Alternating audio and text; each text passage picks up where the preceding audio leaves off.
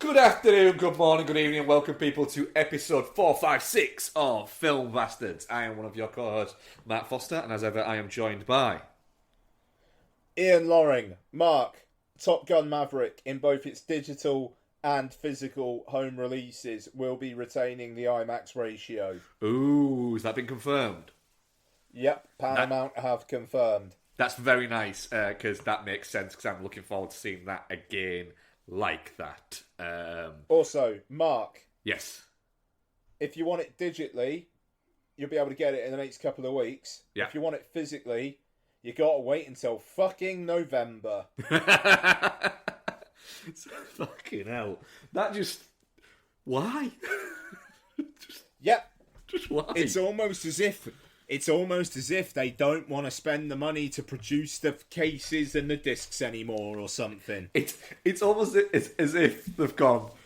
Literally, that someone at Paramount turned around and went, Greg, you ordered those Top Gun Maverick films, didn't you? And yeah? Yeah, of course I did. Yeah, they're at printers. Yeah, sure. I'll check my email. No, November. Backlog. It just, yeah, it's... But I almost can see me going, fuck it, I'm buying it. Buying it on 4K on iTunes, and then at some point buying the 4K disc as well. Yeah. And you know what? I'm fine with that. I'm okay with that. Can I... God, no, don't worry. Go on. You're going to jump in at you. Go on. I'm just going to completely fucking railroad. Go on. Can I just say, for my birthday film this year... I'm going to do it, Mark. I'm sorry. I know where you're going. About it. I am opening the floor to you. Right, so for my birthday film, I go see a film in the cinema every year. I've got a letterbox list that I basically update once a year with the films I went to see in the cinema. And I'd already seen Nope. And I was like, right, fuck, what am I going to go see? Wasn't really much else out. And I was like, fuck it, it's time. So I went to see Top Gun Maverick again. Now, I went 7:10 on a normal Monday. That fucking screen wasn't their smallest screen, and I swear to God it was half full. There's probably like 40 people in there. And Top Gun Maverick is a miracle. That film is actually a miracle. One of the... just... What you probably said this before when we reviewed it. It is just like one of those films that kind of reminds you why you fucking fell in love with the form. Yep. Yes, it is playing some nostalgia things to an extent, but not even that massive on the original Top Gun. But it is just telling a universal story in a way that is really, really not America Hoorah. It's got a couple of moments, but it's not jingoistic in the slightest. It's about the fucking characters, the people. And at the end, I watched every single other person walk out. Because I noticed the first couple of people had smiles on their faces, then the next. I was like, is every single person walking out of this film with a smile on their face? And they were. And that film puts everyone in the best mood. And, you know, thank you for saving my life. It's what my dad would have done. Wow. Just fantastic. And then just kicking in with that Lady Gaga song over the closing credits. It's... I cannot fucking state how good that film is. And the thing is, the one comment I've got about not watching it in the IMAX framing is that if this wasn't going to get IMAX framing in the home video release, I would feel like we're just going to forever miss out. Yeah.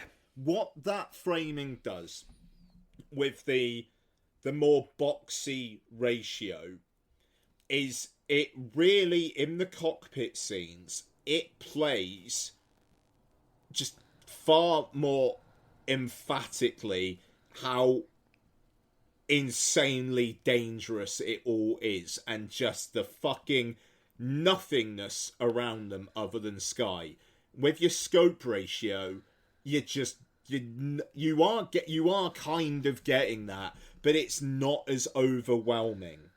And with the IMAX, like, you see their reactions against just the fucking canvas around them, and it palpably adds to the feeling of viscerality that you get from the film. It works lovely in scope, but the fact that I know every time I watch that film going forward will be in the framing that they shot it for is incredibly pleasing to me.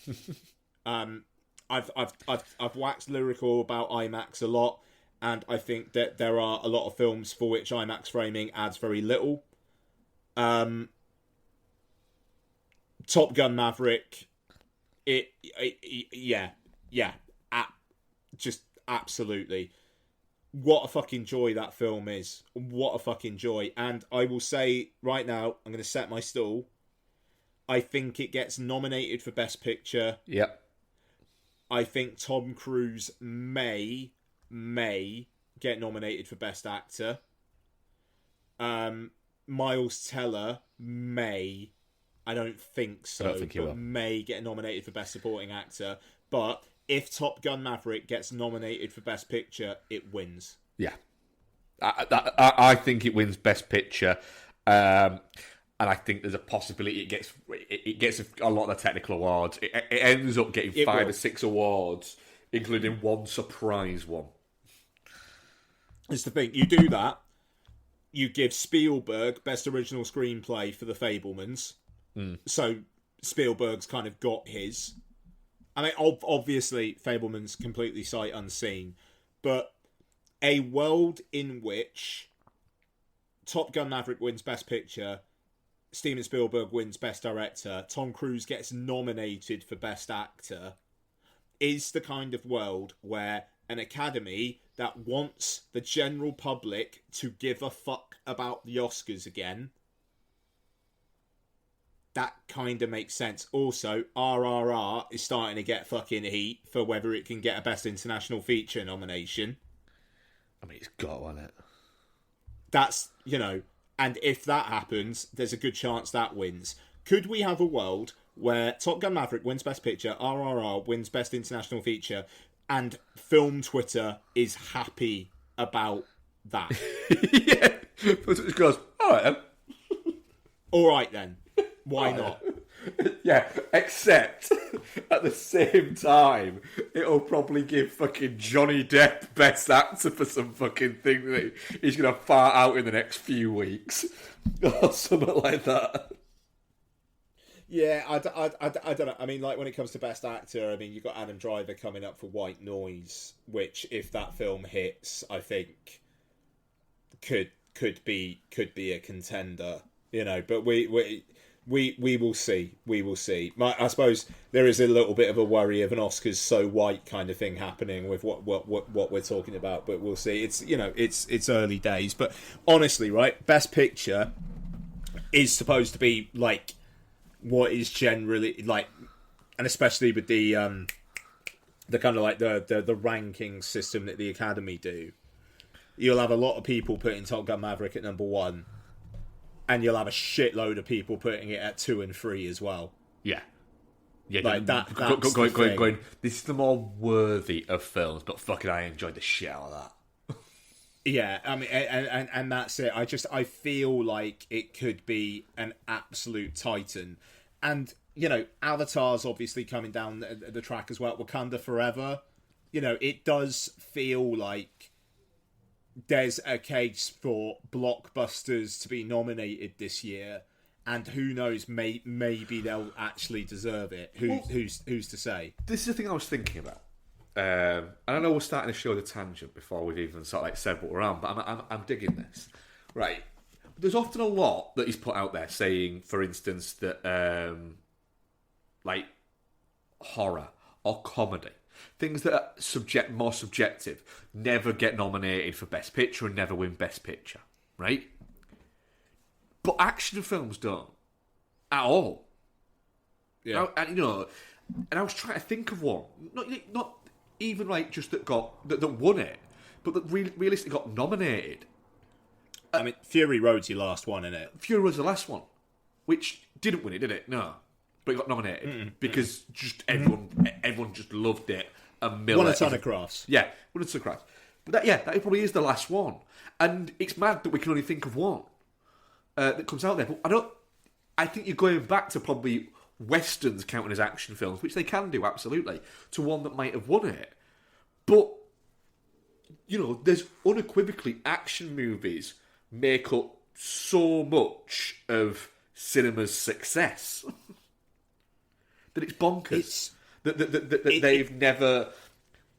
It's the same thing as the fact that there's no category at all for anything to do with stunt work. Yet stunt work is something that has literally existed since silent cinema, which was like 50% stunt work because it needed to be, because you had to show ridiculousness to get people's attention. And it still exists now, stunt work, but it's never acknowledged as being a craft. I mean, but this is the thing about Top Gun Maverick. It absolutely appeals to all quadrants. It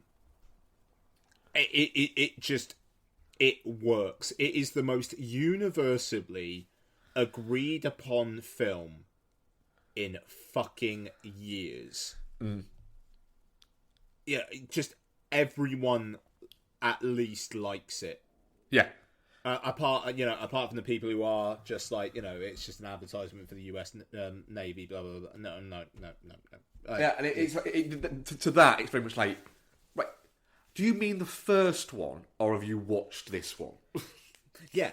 I mean, this is the thing. It just, I don't know. The impression I get from it is it's dangerous as fuck, and all of these people are really highly skilled, and they work hard, they play hard. Yeah, but Jesus fucking Christ, you wouldn't want to be one of them. It's dangerous. It's scary. It feels a little bit. I get the original criticism for that because it was very much. The original, yeah. But this one, I think they very carefully didn't do that.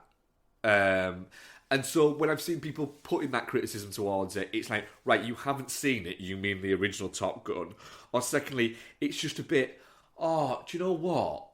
It's been a really rough few years for everybody. It's still a little bit rough. Can you please just have a fucking break and let people enjoy things? Gonna say it, gonna do it, because we are a Pod Syndicate podcast and we have other friends. So I'm gonna do it and say, fuck off, you minge-faced assassin of joy. Yeah. And look, Tom Cruise is a producer on Top Gun. I'm fairly sure he'd be one of the nominated producers. You fucking end next year's Oscars ceremony with Tom Cruise holding an Oscar for Top Gun. Yeah, that is now possibly the 5th highest grossing movie of all time. And it's this is a little bit conspiracy theory of me. Do the intro, because then it's going to link into something else I want to talk. I'll link into something else I want to talk about. So we're going to chat this week. We haven't got one review like we thought we'd have. I think got 2 like we maybe we're going to have. We've got 3 main reviews somehow. At one point we thought we were going to have 4. We got 4. Then we were like, do you know what? That's too much. Yeah, so we got it down to 3. So we do have Nope, but we also have 13 Lives because it's just arrived on Prime Video and we've all watched it. And we have Resurrection, a a wow of a movie that literally I would say that Colonel Tom Parker would say made Ian feel things that he wasn't sure he should feel. Yeah, I mean, Ian erection. So yeah, that's what we're going to cover, amongst a few other bits. Ian, did you watch Day Shift? I'm about 20 minutes into it. Can we Right. review it next week? Wait, fuck it, yeah, let's review it next week, because I watched it. We'll review it next week. We'll put that in next week's bag. Alright, fine. Yeah, I wouldn't mind chatting. When it came up at 8711 production at the start, it was like, oh shit, the John Wick fight choreography people are now getting production credits at the start of films. That's cool. So yeah, no, I'm up for that. Right, go on. Right, yeah. You were saying. So, the new president of the Academy gave an interview to the Academy's digital magazine A-Frame, where he said that he is looking to reinstate the awards that got given out before the ceremony started into the main ceremony next year. And he cares passionately about it, and that's great. That's one of those where it's like, duh. Yeah, but also, is that because Top Gun Maverick is going to get nominated for a shitload of below-the-line stuff, and it's basically going to be like a hype train for Top Gun Maverick, like, winning a shitload of things? You want to keep cutting to a table that has Kaczynski, Tom Cruise, and Christopher McQuarrie essentially sat there just clapping the ever-living shit out of everybody that is going up to collect awards. Mark, you want Best Score being presented to Lady Gaga as well as Hans Zimmer and Harold Faltermeyer. Yeah. It, literally, all this shit writes itself. Lady Gaga, getting an Oscar for just Best Score. Fuck it. Why not? Yeah. It's like Lady Gaga, Lady Gaga Oscar for Best Short Film. It's like, that's a famous person. Lady Gaga, there is genuinely, and I'm gonna throw it out into fucking theoretical world, but I think that this theoretical world exists as a possibility. There's a world where in a couple of years' time, Lady Gaga, quite conceivably, could have 4 Academy Awards. 2 for Best Song for Star is Born, and one of the ones that she's clearly going to write. But actually, 3, because she could get nominated for this as well, couldn't she? So she could have 5. Fucking hold my hand. Yeah.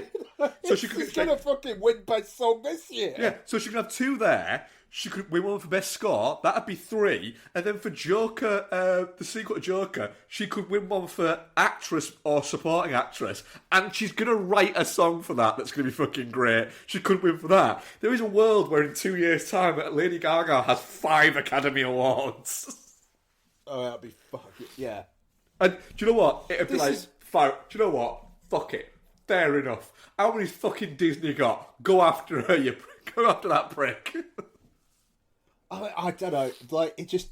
I'm thinking about it now, right? These Oscars would fucking slap. Because I know I said, White Noise for White Noise Adam Driver and whatnot. Fucking original screenplay, give it Everything Everywhere All at Once. Fucking film Twitter would be thrilled about that. It would be a nice coronation of the biggest A24 film ever. You do have Spielberg as well, but it's like the old versus the new. That's exciting. Michelle Williams is getting some, big fucking heat off of The Fabelmans, apparently, for Best Actress. Playing Spielberg's mum. Mm. Go on then. Well-liked actress. Let's fucking go. Adam Driver winning Best Actor. That would be cool. It just... Has she won one yet, Michelle Williams? She's just been nominated shitloads. Yeah, she's nominated. Glass Onion. Ryan Johnson getting nominated for Best Original. is Janelle Monáe is apparently really, really fucking good in Glass Onion. Best supporting actress. You know, I mean, like, say what you want about Janelle Monáe, but apparently she's good in it. It feels like there could be quite a lot of people that people have fucking heard of getting nominated for shit. And that is what the Academy will want, and they'll actually be able to sell it because it will be like the right thing creatively. Yeah. And then RRR, Best International Feature, let's fucking go. Yeah. It's gonna be fun. The thing is, it's been a great year for film so far, and we've still got the best part of the year for film to come. Yeah. Straight up. Like, Oscarbation 23 is gonna fucking slap. Like, and fuck. Mark, like, we need... Yeah, absolutely. So LFF are doing their satellite screenings like they did last year again. We need to keep an eye on that because Glass Onion is closing LFF, so it will have one of those screenings. Yeah, we will keep an eye on that. I think we can call that our news section this week, don't you? Oh, fucking goddamn. I feel like I need a fucking cigarette. Right. Have you watched any trailers this week? And at that point, I'ma go pee. Right. I'm going to pee as well, and then we'll come back for trailers. Hell yeah. We might review some films. Some point. Maybe. Dearie me. You seen all this fucking shit? This John Campier guy on Twitter, who's got everybody on film Twitter shitting themselves. Who is he? What's he done? I've heard of him, but my word, I think he might have deleted the fucking tweets. He was watching RRR. Yeah, I think he's deleted the tweets. That's quite funny, actually. He was watching RRR, and he was like, it's 3 minutes in and the credits are still going. Like, what the fuck, I'm going to nope out of this. And then later on, I'm 15 minutes in. Yeah, I'm noping out. I just watched the most ridiculous shit I've ever seen. And I've seen people just saying, it's amazing how many people on film Twitter seem to just not enjoy the film. Yeah. And this guy, it's like Jay from Film Junk used to talk about him back in the day. So he's been around for a while. I think he might have used to work for Collider.com or something. I think he did their like podcasts or something. Like he is like a professional critic. And I don't know, it just made me laugh. It seems like film Twitter has united around the cause of dragging him for just noping out of RRR. And good. Yes. Good. I'm looking forward to watching RRR again. If there wasn't already like 3 films I want to see at the cinema this weekend, I would go watch RRR again because my beloved Chapter in Cardiff are playing it this weekend. Yeah, I saw that. Yeah, I'd love to. That film needs to get an IMAX re-release. Yes, that's what needs to happen. Which I could see happening at some point. You could kind of see happening at some point. That's the magic thing about it. Anyway, trailers. Becky, what trailers have you been watching?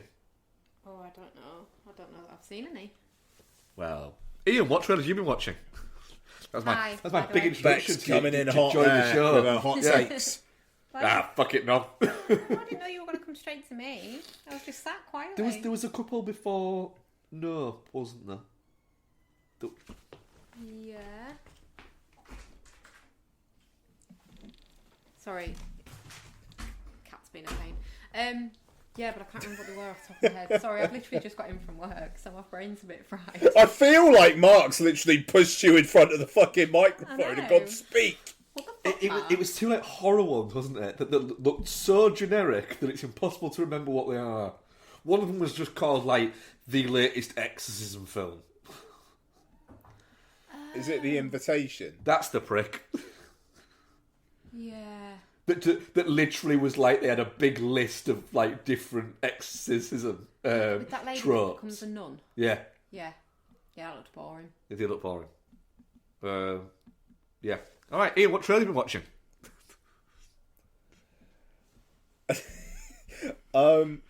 So the greatest beer run ever. I haven't watched the trailer for this, but I know it stars my beautiful Zac Efron and Russell Crowe, I believe.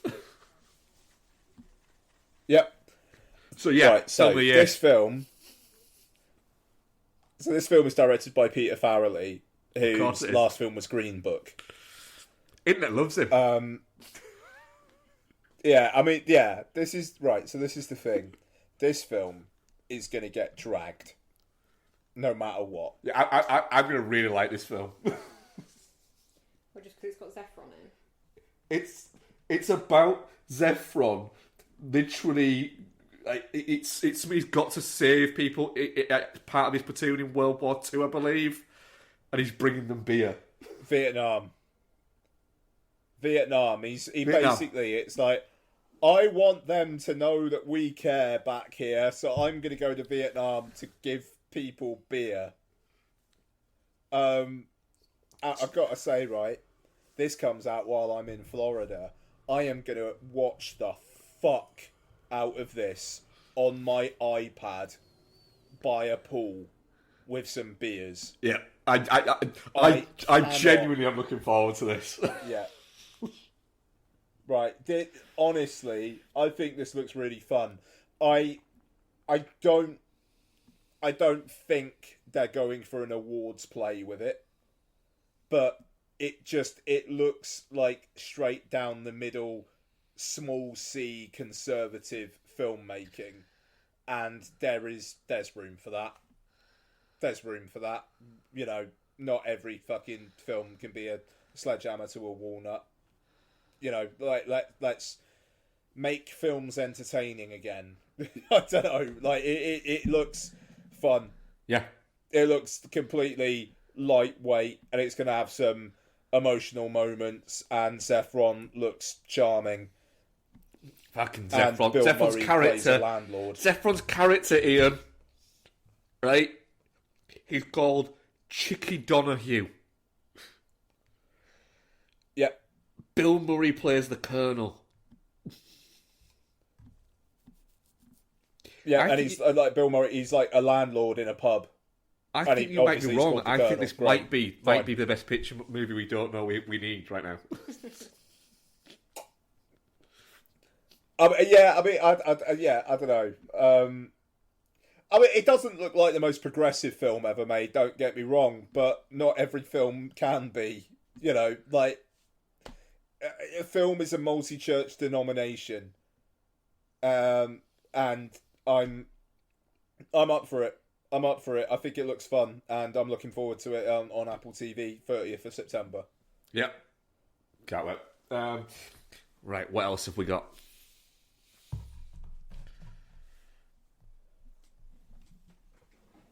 Because I've not got a lot. In fact, I'm looking at the there might have been. The only trailer I've watched is a new. Go on. The Banshees of Inisherin. Yeah. I'm up for this.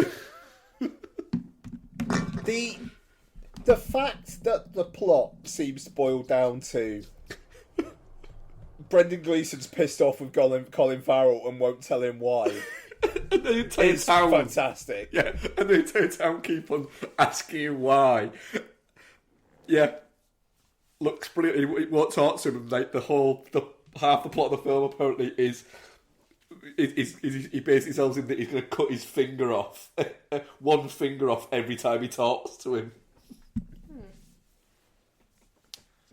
So yeah, there's obviously going to be more to it, and it's going to be incredibly cutting and bleak of what is actually to it because filmmaker involved. But yeah, I'm up for it.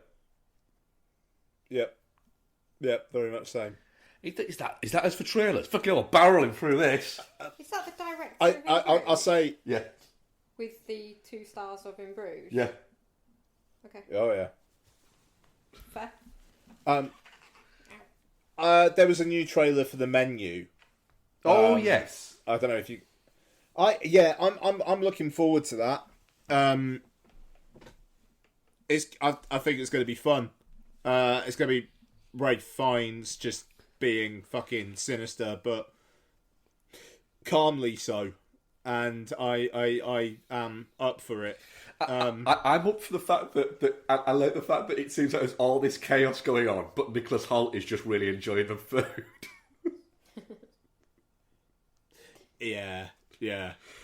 I literally just hope that it's one of those things.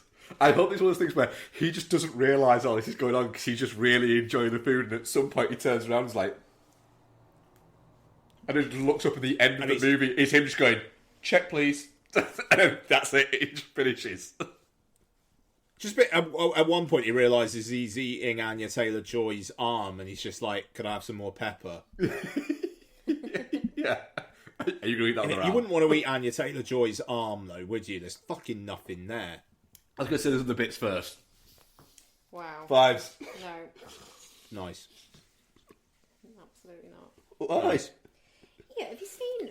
Sorry, just on eating people for a second. Have you seen there's an Army Hammer documentary coming out called The House of Hammer? Yeah. Yep. Have you watched the trailer? No, funnily enough. No. It's a whole thing. I don't want it. It doesn't need to be a thing. I feel a little bit like, right, you can cancel people. That's fine. And there has to be consequences, anything like that. But it seems they've made a documentary really fucking quickly. Well, I don't think it's just about him and this particular scenario. I think it's about the family and their problematic legacy. Right. So yeah. It is just a bit... And his He's ants on the fucked trailer, off. like, I'm about to drop I'm about to spill the tea on the Hammer family. She doesn't exactly say that, but it's along those lines. And it's like, wow, you are really, like, just pissing in a pool of money there, aren't you? Why would you do that, you mad bitch? it's like she's already been cut out for something, hasn't she? She must have been, yeah. You wouldn't risk it. It's like she went, "Can I cash out all of my shares now?" And they went, "Yeah." And she went, "All right, I'm going to go invest in these NFTs. They look really good." I just... With the Army Hammer thing, and it may well be that I'm uneducated, but the dude has been thoroughly cancelled. Like, Death on the Nile came out, he did no promotion for it, he stayed the fuck away. He's now doing whatever the fuck he's doing, whether he's working for that hotel resort or not, and wants to be close to his kids. And there's a part of it that... Go on. The hotel resort is owned by the family, and he's done bits of work with it previously, like before, when he was doing like Lone Ranger and stuff like that. So that story was a little bit... Yeah, but I think what he's getting at is that he's taken himself out of the limelight and fucked off. Yeah. But then again, he's done exactly what people asked him to do. Leave him alone. Yeah, the thing there, and the thing is, I am holding up the fact that I might be wrong later on, but he hasn't actually eaten anybody, has he? No, I mean this is the thing. Because I'm kind of hoping he has by this point. He's been creepy. He's been weird. He's also not trying. He's not doing an Ezra Miller. Oh, thought we'd got away with that. Yeah. We don't need to talk about that. Good. I think the issue is that he's being accused of sexually aggressive and coercive behaviours. Which is a matter for the criminal justice system at this point. Like, he's not trying to persuade anyone otherwise, going on fucking talk shows and protesting his innocence. He said at the start of it, when it all came out, I dismiss these claims, they're all bullshit, but then he's just gone away. Like, let the process do the process, I think, at this point. There is a very much a... No matter what, there's no way back now. No. The thing is, if he's done what he's done, if he's done what he's accused of doing, then he deserves to get punished for it. But absolutely. Like, people wanted him to just fuck off because what he's allegedly done is gross and sick, and they want him to be punished. But that process has to roll through its... No, people want their pound of flesh right now. It doesn't work like that, and Army Hammer wants seconds of that pound of flesh. I'm gonna move on before I get swimming in more cannibal jokes. I don't know. I mean, it's yes, absolutely. Like you say, Bex, if he's done wrong, it is the criminal justice system, and that needs to take its course. But he has fucked off. I think people are pissed off though that he's not hung around and made a spectacle of it all, and he's just gone. Yep, all right. While this works through its thing, I'm just going to take myself out of the public eye. And I think people are pissed off about that because they want the sideshow. Yep. Yeah, exactly. Talking of sideshow, did you cover in movie news all the ongoing Don't Worry Darling drama? No. No, what's happened now? Let's do it. We're going long, baby. Strap in. Start review. Ian, I said we might review some films. We might not now. Well, obviously there was the whole thing about her coming out and saying, insinuating that she'd essentially co-directed the movie. Yeah, Pew Pew. Because Olivia Wilde was too busy making puppy dog eyes at Harry Styles and like fucking him on set and stuff. Yeah. So that escalated quickly. Well, there's been that whole thing, hasn't there? And then it's come out that so then so Olivia Wilde's been very much like, oh my god, I was really adamant that I wanted to make sex scenes sexy again, and it's all about sex. And Florence Pugh's come out and made quite a lot of comments that suggest that she's uncomfortable with it being promoted in that way. Like, yeah, alright, if you're in a movie with Harry Styles, then there's a clip in the trailer of him going down on someone. Yes, that's going to be the conversation, but that isn't what this movie is. You know, it's a female-led story and blah, blah, blah, blah. So she's clearly quite uncomfortable with Olivia Wilde going, oh my god, did you see the bit in the trailer where he's like literally going down on her on a table? And that's all the bit that she seems to be focusing on, and Pew Pew Pew seems to be quite uncomfortable with that. And then it's come out that she got... So she's the lead in the movie. Yeah. She got paid $700,000 for it. And Harry Styles apparently got $2.5 million. Yep. Because, you know, coming from the acting, you know, legacy that he has behind him of being a bit part in Dunkirk, you can see why he would get more money against an Oscar-nominated actress. Yeah. And the article I was reading about it was like, apparently Olivia Wilde's boyfriend got paid $2.5 million, whilst Oscar-nominated actress Florence Pugh got $700,000. So yeah. Can I play a little bit of devil's advocate here, whilst also maintaining that I am on Team Pugh with this one? Pew, pew. I am on the Pugh, right? He's gonna sell more tickets than Florence Pugh is. He really is. He's gonna sell so many more tickets. But then again, she probably should have got more money up front, and he should have got a little bit more of the back end, and not just Olivia Wilde back end. Some of the back end. So, can I do a high five, Bex? Yeah. Fives. Yeah. That was a really weak high five, man. What the fuck? Sorry. I just think there's obviously bad feeling there. Like Pugh's done barely any publicity for it. But I like the fact that we're all going to be together in Venice in a couple of weeks. Yes. Let's go. I like the fact that Florence Pugh seems like the sort of person who has the absolute confidence in herself. Oh yeah. Without the arrogance in herself of just confidence in herself of who she is and how talented she is and how in her mind of where she is, that I think she would literally, if she wanted to, she'd just fucking call it out, knowing that this isn't going to set fire to my career. I'm going to be fine. And do you know what? I don't care if a lot of Harry Styles fucking stylists or whatever they're going to be called come after me. I don't give a shit. I've got a massive kitchen. I get the vibe off of it. Well, she doesn't anymore, unless that was her kitchen, not Zach Braff's. I think that was her kitchen, not Braffy's. Oh, good for her.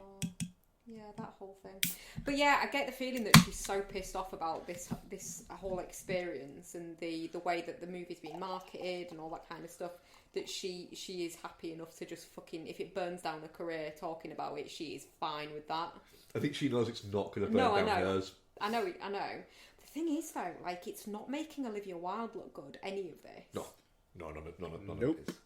Or Harry Styles, really. Styles is kind of trying to... Styles moved in He's on a married staying out of woman it. who He's was on married tour. to well-loved Jason Sudeikis. He's kind of trying to stay out of it and go, I'm just going to stand with it here. Yeah. The new Elton John. But I don't think Elton John ever fucked anyone else's wife. I bet he did. Husband. I bet he did. I bet he buggered some yeah. husbands. All right, well, not in such a public forum. I mean, maybe. Maybe literally in a public forum. Who knows? Yeah. We've all seen Rocket It just- Man. We know it's- what goes on in sound studios. It's fascinating though, because Olivia Wilde was attached to "Don't Worry, Darling" for a bit before Harry Styles came on board, and apparently they hooked up on set. Yes. So it's like this was an Olivia Wilde led project, you know, Yeah. and it was a. I remember it being like a subject of a massive bidding war, like Deadline were reporting at the time, and Warner Brothers paid like quite a lot for it. And then for it to turn into Olivia Wilde just going, yeah, it's sexy, innit? And Florence Pugh going, it's about more than someone going down on me. You know, and it's odd that it's turned that way. Do you think that there's an element of, look, the way that we market, the way that we get bums on seats for this movie is if people think it's that sexy Harry Styles movie? Yeah, but then if it's not that movie, all you end up with is a fucking F cinema score and loads of disappointed bums on seats. The thing is, Doesn't matter. it doesn't matter should. as long as they've bought the ticket. Maybe it should matter. No, I agree with you, but it doesn't matter as long as they've bought the ticket. Women have more of a tough time with direct to jail than men, and if this does go down poorly, pardon the inappropriate pun, but it's not like you say. Florence Pugh's gonna be fine. Harry Styles is gonna be fine. It is Olivia Wilde who runs the risk there, and I'm it's like just gonna say though that very attractive, very rich, from wealthy family white woman. I think she's gonna be all right. Maybe not oh yeah, career-wise. no. I still think she's gonna be all right. Look, there is that, but also, yes, very rich white woman, also woman in like as a director in the film industry. You know, she'll be all right, but it's like, does that have fucking knock-on effects? Like really, like That's a fair point. horrible knock-on effects. That my issue would be less with what happens to Olivia Wilde. Could not give a fuck about Olivia Wilde. She absolutely rode Booksmart somehow being what Booksmart was, despite the fact it made fuck all Still money. can't understand that But movie. people- The love for that movie. No, neither can. Yeah, no, absolutely. But she rode those fucking coattails like all the fucking way. And with Don't Worry, Darling, you know, like she's more than happy to promote it. So absolutely, if it turns out to be like some sort of dumpster fire for her, I don't feel particularly sorry for her. I feel bad for what that will mean for Barbie. female filmmakers, and especially when you've got She Said coming out as well, which is like all female led. We've had that one trailer and there's been nothing else about it. There is zero buzz on She Said. And it's like, if that film is a meh or below, that's going to be fucking damaging as well. And that's what I'm worried Yeah, about. there's that. At the end of the day, I hope everything gets sorted out and that Don't Worry, Darling is actually quite good. I really want Don't Worry, Darling to be good, but if Olivia God, yeah. Cockburn gets taken down in the process of it being good, that wouldn't vex me too much because I don't really like her. I am well up for watching Don't Worry, Darling in a cinema in Florida with people who live in Florida watching Don't Worry, Darling. Yeah, they're kind of prudish over there, aren't Florida they? man. Yeah. Nope was written and directed. Oh, sorry. One other thing. Do you know what else is coming out over there while I'm there? Bros. Watching Bros in a Florida cinema is going to be a fucking experience. And I'm a little bit worried about going there by myself. Right. We all ready to review a movie? Yeah. Yeah, we're going to go for it. Let's fucking go for it. Nope is written and directed by Jordan Peele. Stars Daniel Kaluuya, Kiki Palmer, Stephen Ewan, Michael Wincott, Barbie Ferreira, Keith Brandon David's Ferreira. there. Cinematographer is Hoyt van Hoyten. And what is it about? So let's have a look. Let's see what the IMDb says, because that's where I go for my plot synopsises. Synopsis?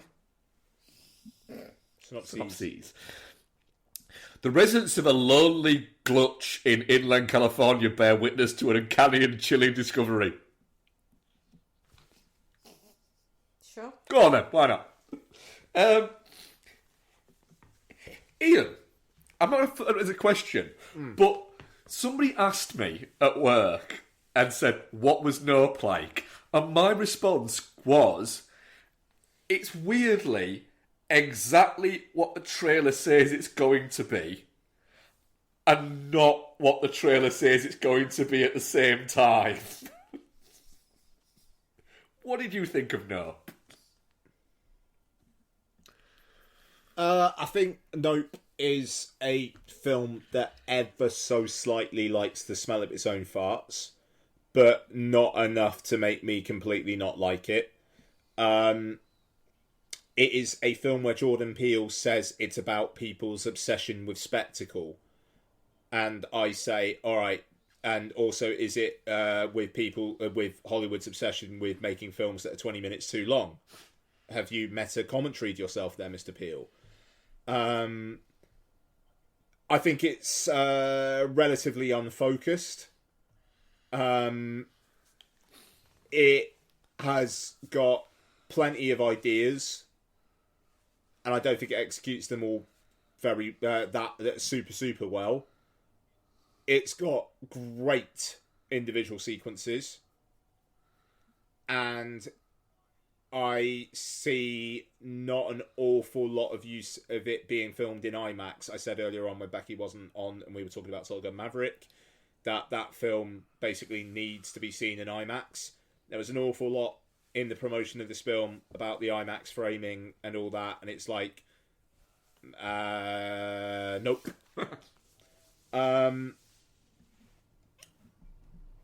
Intrigued to see what you guys think about that. I think the cast's great. Great to see Michael Wincott fucking fourth build in a film. Let's go. But yeah, I thought good 20-25 minutes too long. Didn't need Stephen Ewan, and you definitely fucking didn't need Gordy. But let's see what you guys thought. Right, Bex. Mm-hmm. I think you're quite close to Ian on this.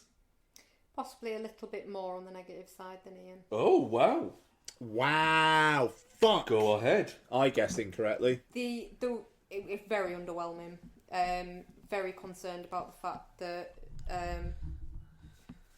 Jordan Peele currently, to me, seems to be the master of a series of diminishing returns. The alien design was pretty, but did it look like an alien? No. Kiki Palmer, really fucking annoying. I know she was supposed to be, but she was too annoying. She ran with it too much. There's been annoying, and then there's him saying, right, I need you to be kind of hyperactive and a little bit annoying, and her just being whatever the fuck that was. There was sequences in it that I fully hated, that if I was watching it at home, I'd have switched it off. There was a number of points I'd have switched it off at. Which? Gordy. That extended sequence of him just mashing the shit out of people's head into the floor. Didn't need to see that. Didn't need those meaty sound effects behind it. No. Quite like those bits. In the same way that I don't want to see or hear children getting hurt or tortured or screaming or whatever in movies, it's the same. But same, but probably more with animals, because I like animals more than people. And the bits with the horses getting I understand that. sucked That's fair away enough, yeah. and making that screaming Yeah. noise that horses Yeah. really make in real Yeah. life that I've heard. Honestly, it was that those bits were fucking horrible, and that might just be a subjective thing, but I fucking hated them. No, yeah. No, just to back you up there, Bex. And it's playing into the idea of like the exploitation of things with the Gordy. That's the only point. The whole Gordy stuff is the point that Peele's supposed to be like trying to make about exploitation, and just the idea. Like, I thought there was going to be some sort of twist as to why Gordy was doing it, and I thought it was more upsetting that there is no twist or anything. He's just an animal who's been made to fucking perform and has lost his shit because he's an animal and he can't help it. And what fucking happens? Like, he reaches out his fucking hand to get that fist bump and then gets fucking shot. Like, it is like, right, what? Cool. Jordan Peele, like that's you're very, very smart. Like I say, that's the sniffing of farts stuff about it. But yeah, sorry, I 100% agree with that. Yeah, I mean, I get what he was going for with it, forcing behaviours on things that it's not in their nature to do. Blah blah blah. They'll eventually snap. You can never predict what they're going to do. Blah blah blah blah. But it just didn't need to be that drawn out, that sequence, the final Gordy sequence just didn't. Daniel Kaluuya was fine. He understood the assignment of what Peele wanted from him better than Keke Palmer. You know, gruff, quiet cowboy man, fine. But it did leave him. He was really low energy, and until the Radio Shack guy, I know it wasn't Radio Shack, but whatever the equivalent was, came into it. It was their dynamic was fucking awful, painful to watch. There was bits of it that were great. You know the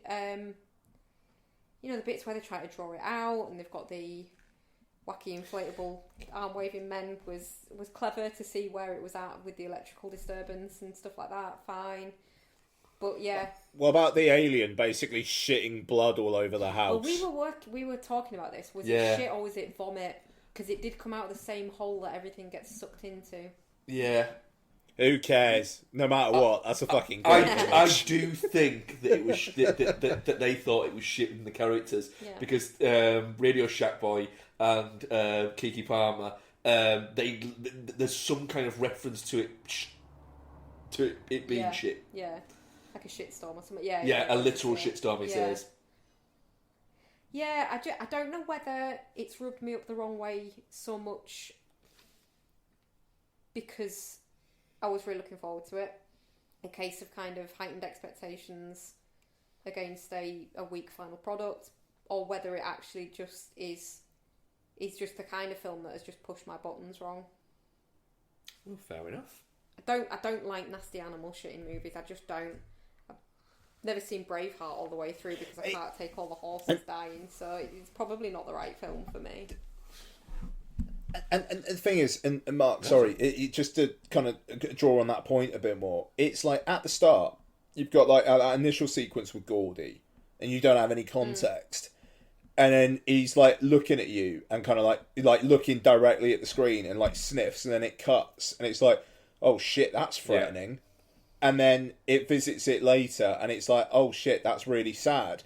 And it's like, Jordan Peele is almost doing a bit of a fucking Haneke thing of, oh, you were freaked out by that, weren't you? You were freaked out by that. Fuck you. You should be upset. You're an idiot, you fucking shit muncher. You should have felt bad. But you didn't, because I didn't give you any context, and I didn't give you any reason to feel bad. But now you're going to feel bad. And it yeah. Go on, sorry, no, go on, finish. No. I was going to say, because it was so out of context and then the film just went on about its day, I genuinely thought, oh, that's a weird fucking little, you know, like when production companies have like bits before their logo comes up. And when that first Gordy bit comes up, it does that, and then it comes up with the monkey paw logo. Yeah.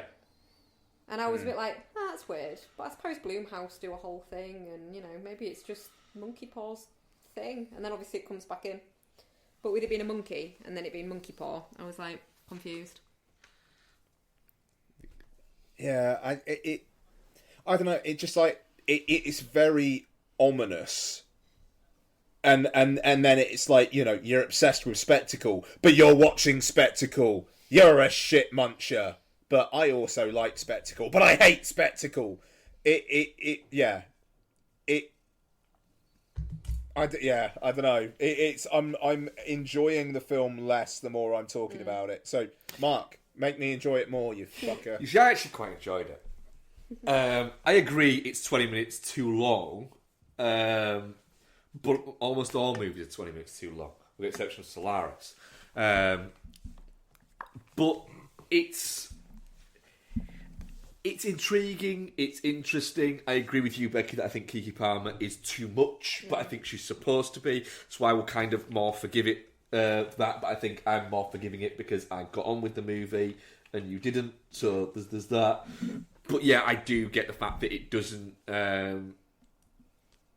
it doesn't make you root for her towards the end because you're going, you've annoyed me. Yeah. You annoyed me. I don't really care if you die. Yeah. Fuck off. You know, I just thought your brother's all right. And Radio Shack Boy. Yeah, I was more rooting for Radio Shack Boy. Yeah, I was all right with him. Angel. Yes. Yeah. And then it's always nice seeing Michael Wincott in it. So it probably gets an extra, like, maybe half a star just for him being in it and having bits to do. And I liked that. And I like the idea that in some way, like, Jordan Peele's gone, so you're playing like this, like, quite pretentious sort of cinematographer guy who also does, like, adverts Yeah. for things, and he's gone, alright then, and he's just fucking turned up in that get-up, and Jordan Peele's gone, yeah, you've nailed this, haven't you? And he's like, oh, I know these people. And I really dig that. However, every criticism that you guys have come up with, I can't disagree with. It is unfocused. It is trying to kind of, you know, say, you know, people are obsessed with getting, you know, a shot. No matter what. The Oprah shot. And there's all of that. But even the Oprah shot thing that just doesn't seem to make sense out of... It doesn't... The whole thing of the Oprah shot is based on a little conversation that they have. Is it something I'm missing? Does that exist? No, I don't think So it's based on a small conversation that they have within the movie. And it's like, I don't think that it doesn't land as much with me, as much as you seem to think it does with me. No, if they'd referred to it as like the money shot, which is what they were actually after, Yeah. it would have made much more sense. And then equating Oprah and money and bits like that, and that's fine, you know, it's a thing, I think, within. Yeah. So I kind of get it, that'd be a nitpick. Do you know what actually really fucking annoyed me though? What? They did all this shit and put all these people and themselves at risk to get the money shot. And then she fucking leaves it in the photography thing. That's so out of character for her. She's such a twat that she'd have gone back for that picture. Oh, absolutely, yeah. Yeah. But I think the idea is that she's no longer, that she's learned to not care about that. Yeah, but I don't believe that about her because I don't think she would. No, I don't think she would. There's no point A, point B, point C. You can't go from point A to point C of having no development and then suddenly being a better person. It is an unfocused film. I think that the heavy lifting of the film is being done by... I think weirdly, that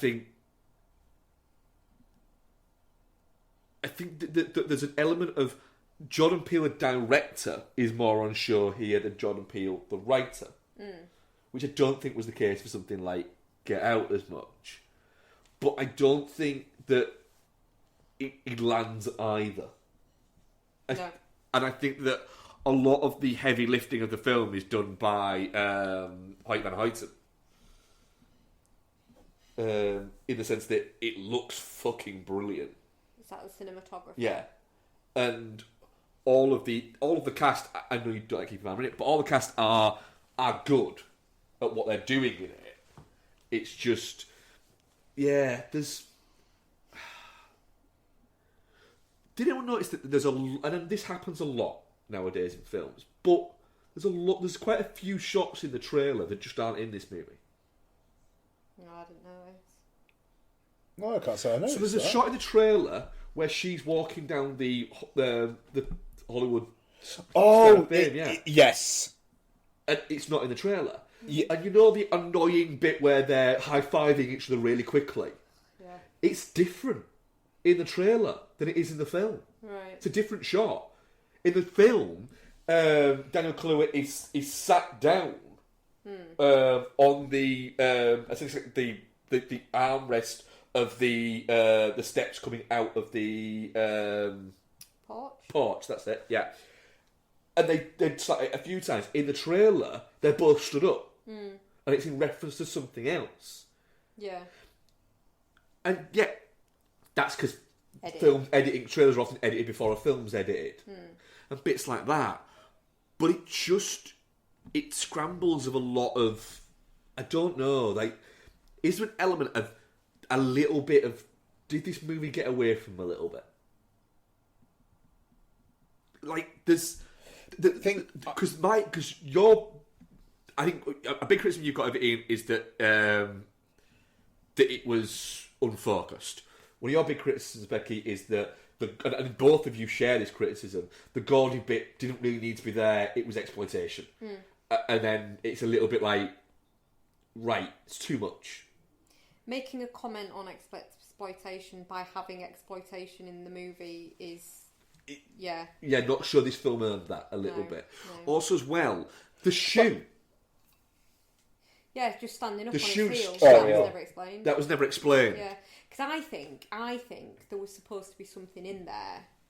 I think there was supposed to be something that was something to do with Gordy's motivation for doing what he did, and it was going to be like some kind of supernatural or alien thing, and that would have explained the shoe, like some kind of, because there's a lot of lingering shots of the shoe, and then he's got it in a case, still doing that. Yeah.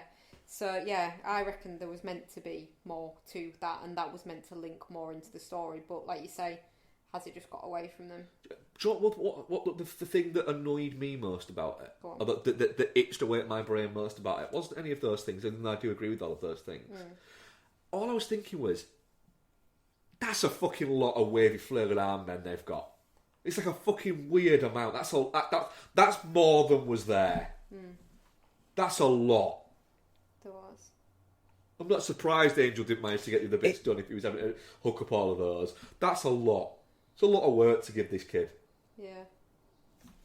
The thing is, the Gordy thing, I think, was almost pointless. And the Stephen Ewan stuff as well. Like, I found it really hard to connect the dots there. Yeah. Where it's like, okay, so Stephen Ewan knows about the alien and thinks he's trained the alien, but he's not given enough screen time to be a bad guy because he's basically only in 3 scenes. It's almost an and Stephen Ewan as opposed to him being third build. And then it just, right, okay, and he dies, and alright then, bye. What did it add? And there's a fair bit of kind of character setup for not any payoff with him. Yeah. Showing him as a kid and all this kind of stuff, and I know that's supposed to feed into the Gordy stuff, but then the Gordy stuff doesn't feed into anything else. It's just a fucking mess.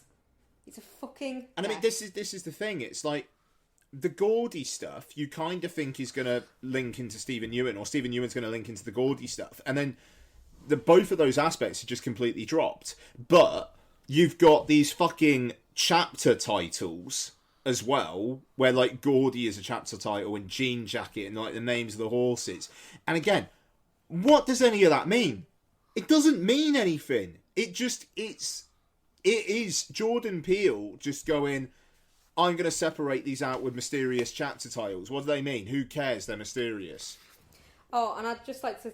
But it's spectacle, because we're all obsessed with spectacle and theories, and that's all we care about. So I'm gonna fucking fill this all up because I care about it as well, but I fucking hate myself. You know, that's what I get the sense of with this. But like, I want to shoot with IMAX cameras, but I also fucking hate spectacle. I hate IMAX cameras, but I love them. Just to say as well, like it says at one point something about like something horses, and then fucking like, prick horses.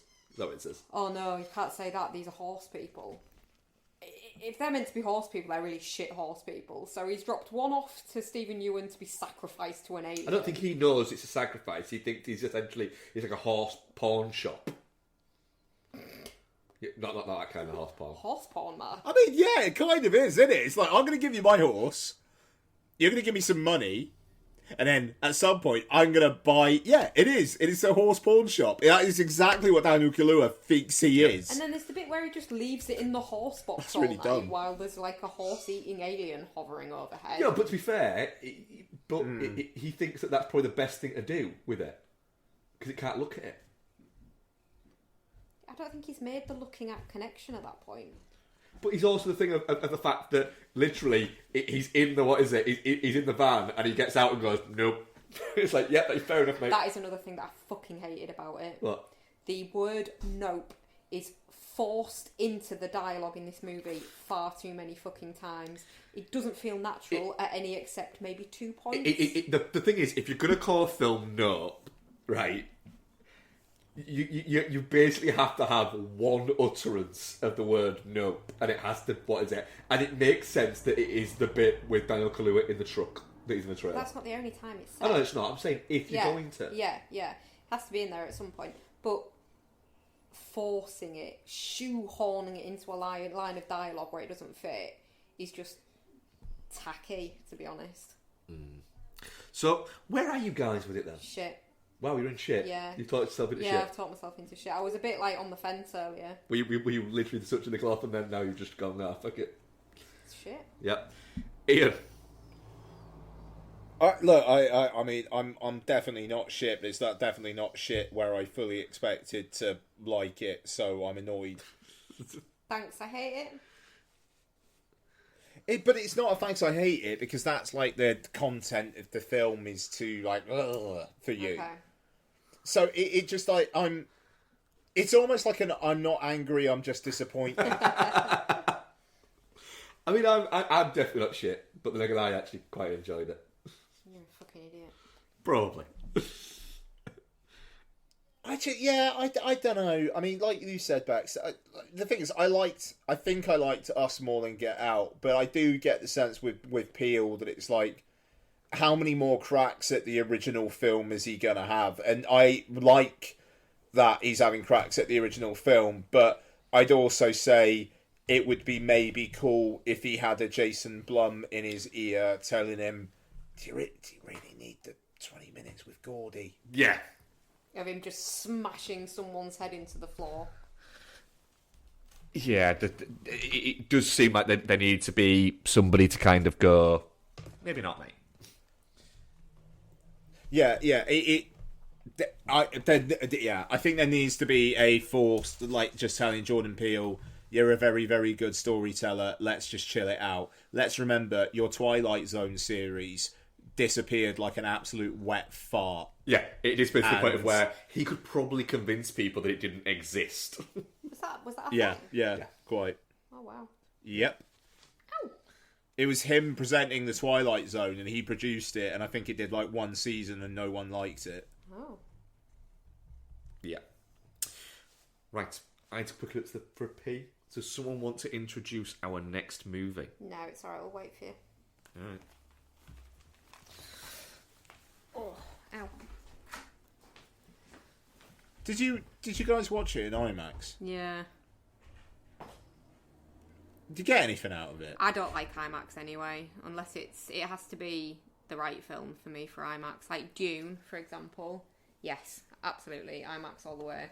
But as a general rule, Top if Gun? it doesn't need it, I think it detracts from it because it's too much sensory input. So, no. It's interesting. Before we were on, I was talking about how I went to see Top Gun Maverick again the other day, and it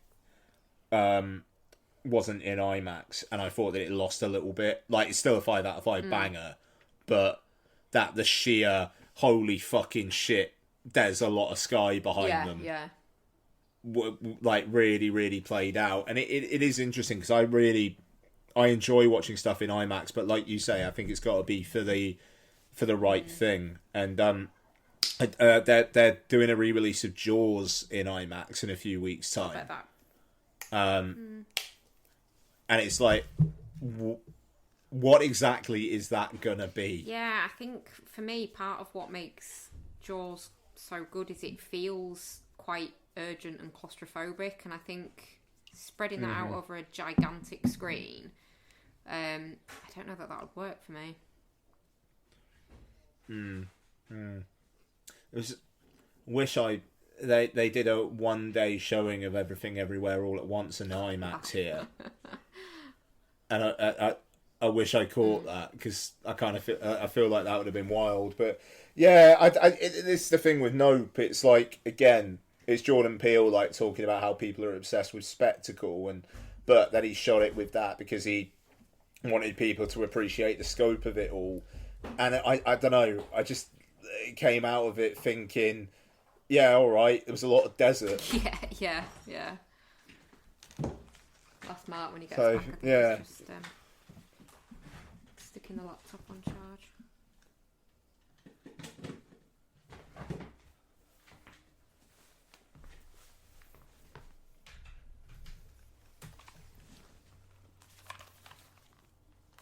It's definitely I am doing back. something. Back in the room. Yep. Thoughts on Nope and whether it was worth seeing in IMAX? Me and Ian think no. Nope. Nope. You can barely tell the bits that are IMAX framed. They're there, but you can barely tell them that they're there. You aren't made aware that they're there. You have to look for them, and that shouldn't be what happens with IMAX. Yeah, It should make you go fuck. it was like rather than go oh fuck. It was like the Gordy sequence, like the second one was in the IMAX framing, and it was like, Why does that need to be in why? IMAX? So you Yeah. can, yeah, it's in a fucking TV studio. Why are you doing that? If anything, it should be in 4:3. Well, yeah, why? I mean, why not? I don't. Odd one. Right. Anyway, go on, Mark.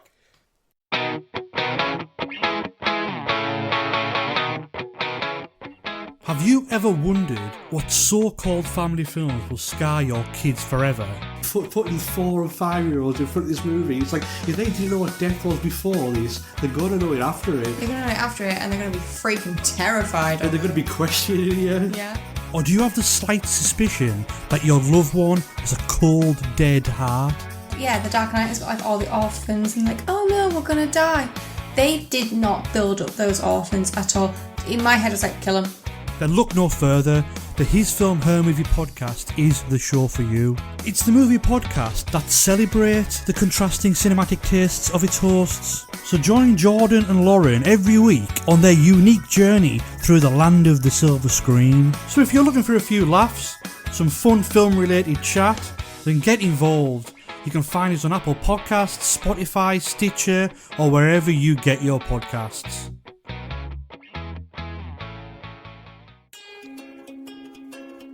Hey Hannah, I think you really can't beat a good rewatch of a TV show. Would you agree with that, love? Oh, yes, I would. Marvel's Agents of S.H.I.E.L.D.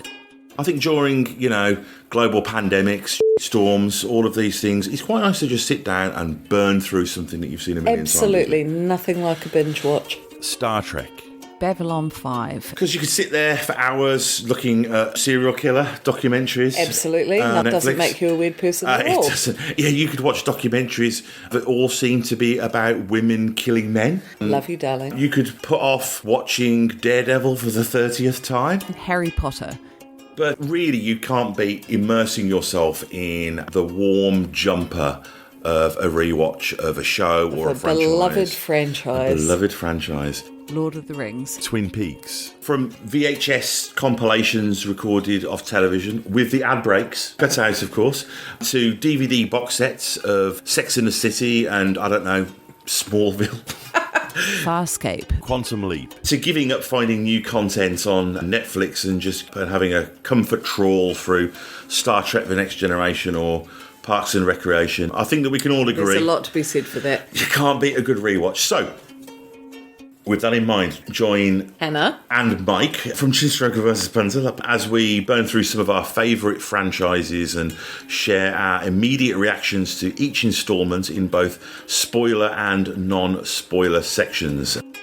To do that, do a search for the Rewatch Project with Hannah and Mike on Apple Podcasts, Spotify, or whichever your favourite podcast provider may be, or go directly to anchor.fm/rewatch project. We are proud members of the Pod Syndicate family of podcasts.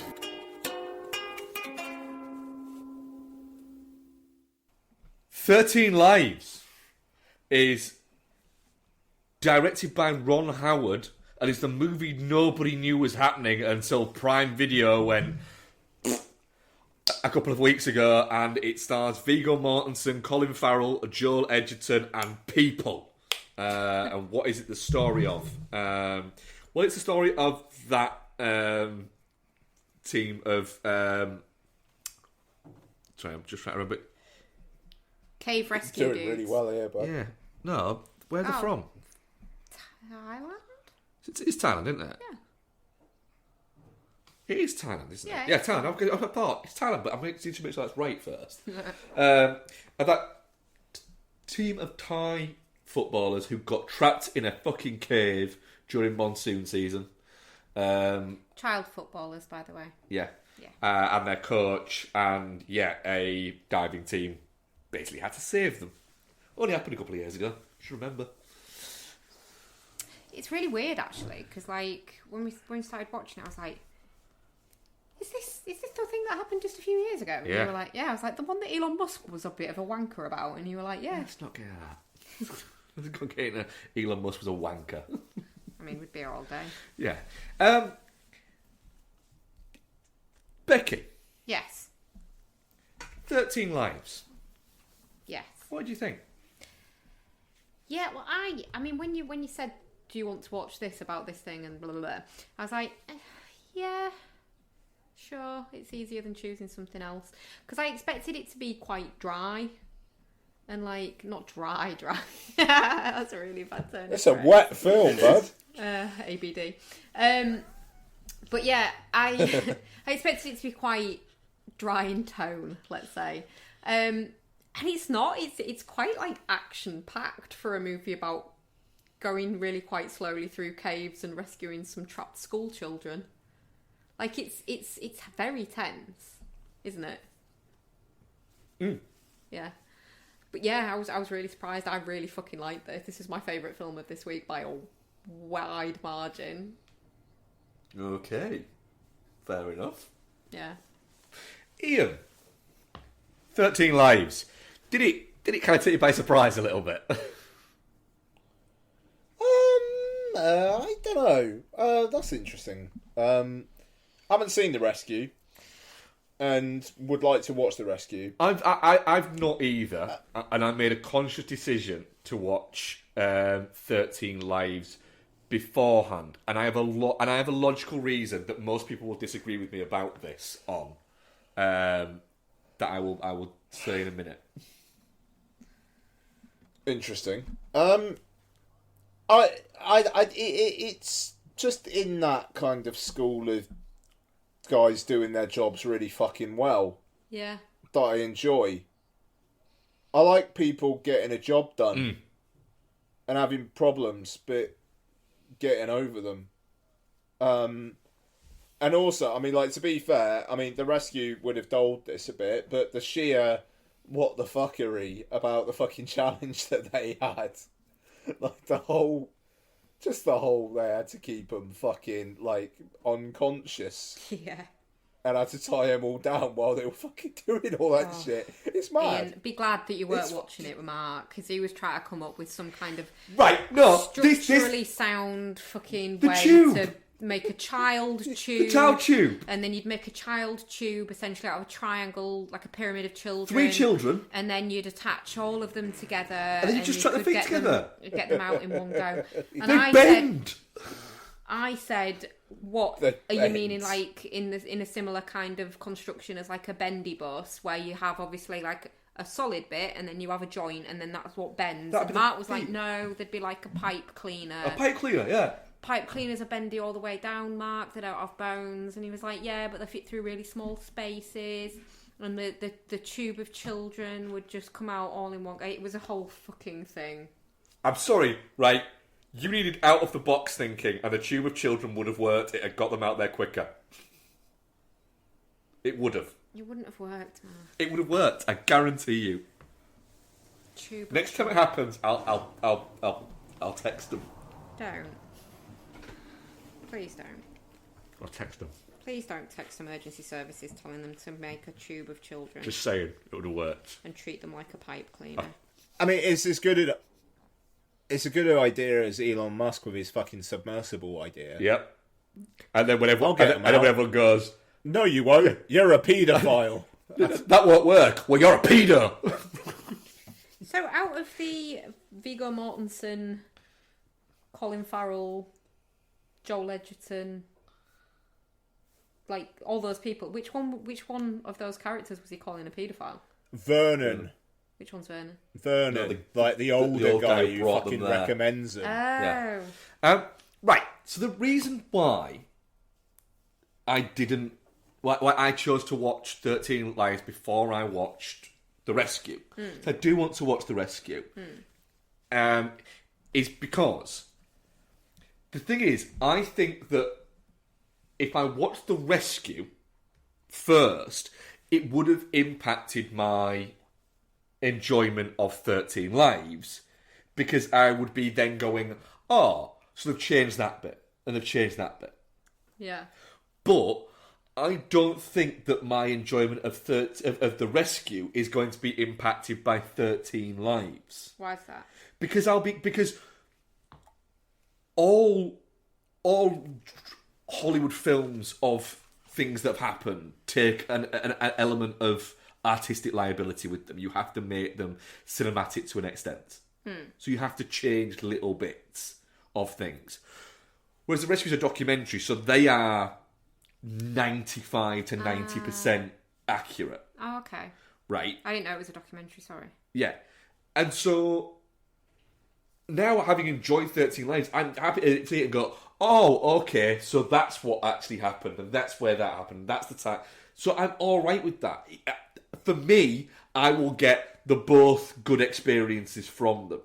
If I, knowing the way that I view films and things like that, if I'd have done it the other way around, I don't think I'd have probably got as much out of 13 Lives, and I very much enjoyed 13 Lives. Is the way I'm going to say it. I might be wrong, but for me, that is the way I chose. That I personally chose to view this movie. I get that. I would like to watch the documentary right now. Then, if I do as well. I do. Sorry, go. Yeah, I mean, I don't know. It feels like one of those films that in years past would have come out in the cinema, and it would have made a good chunk of money, and people would fondly remember it. Like that one about the firemen who fight like wildfires that had Only the that brave? had Josh Brolin in it, that actually ended up weirdly making like a really decent amount of money. Yeah, exactly. It feels like a film that's kind of not of this time, and maybe that's why MGM did it, and then they got bought by Amazon, and Amazon were like, "Fuck it, let's just stick it out," because this was supposed to get a theatrical release. And yeah, I mean, it's solid stuff, and when it's tense, it's tense, and it you know, people have criticised it for a bit of a white saviour element, but at the same time, it was white. Yeah, there's an element Men there. who kind of figured out what the problem was. We're sorry. Yeah, you know, there is an yeah. element of that. That's the same as when people go, "Oh, look how many white people are in Oppenheimer." It's like you do realise it's based upon actual people that happen to be white. Yeah, Christopher Nolan only has white people in his movies, though, doesn't he? Yes. Because what's his face? Tenet. Tenet. He's super white. Yeah. Really tan though. Real tan. Oh my god. Oh, I don't. It's irrelevant. It's 13 Lives is decent. It is a straight down the line good film. It is. It's just a good watch, and it manages to take what should be a really quite. It manages to make a really tense and really quite harrowing film. In the reality of it, actually really entertaining, but get over the sheer look. This was a little bit of a wing and a prayer, where these guys had an idea that even they weren't sure was going to work, but it was a look. Well, there's nothing else we can do. We either try this, and they die, or we don't. Or we don't try it and they die. Yeah. And then the fact is that that they never thought they were going to get all 13 out. No. It was really. I thought it's a really good film. Like you said, it's a really solid film. it is possibly the most 8 out of 10 film we've ever covered. I was Sure, really like concerned for that boy with the small head. Yeah. I do like the fact that it was just, I'll just hold it. And you kind of get the feeling like literally it was at that point where the guy went, "What? So how did you end up getting him out?" I just held it. Yeah. They went, "Really?" I went, "Yeah." What, for like 5 hours? Yeah, fucking hurt. Shit. 5 hours though, was it? It was like 7-8 hours from the Yeah. chamber all the way to the exit. Yeah. Fucking madness. Yeah, bonkers. But really enjoyed it. Where is everybody in this? Because I realised I didn't actually say what our audience poll was on Nope. What was so it? we'll do our audience poll on this first. So I'm definitely not shit on it. Definitely not shit. Yeah, definitely not shit. Yeah. Definitely not shit. 80%.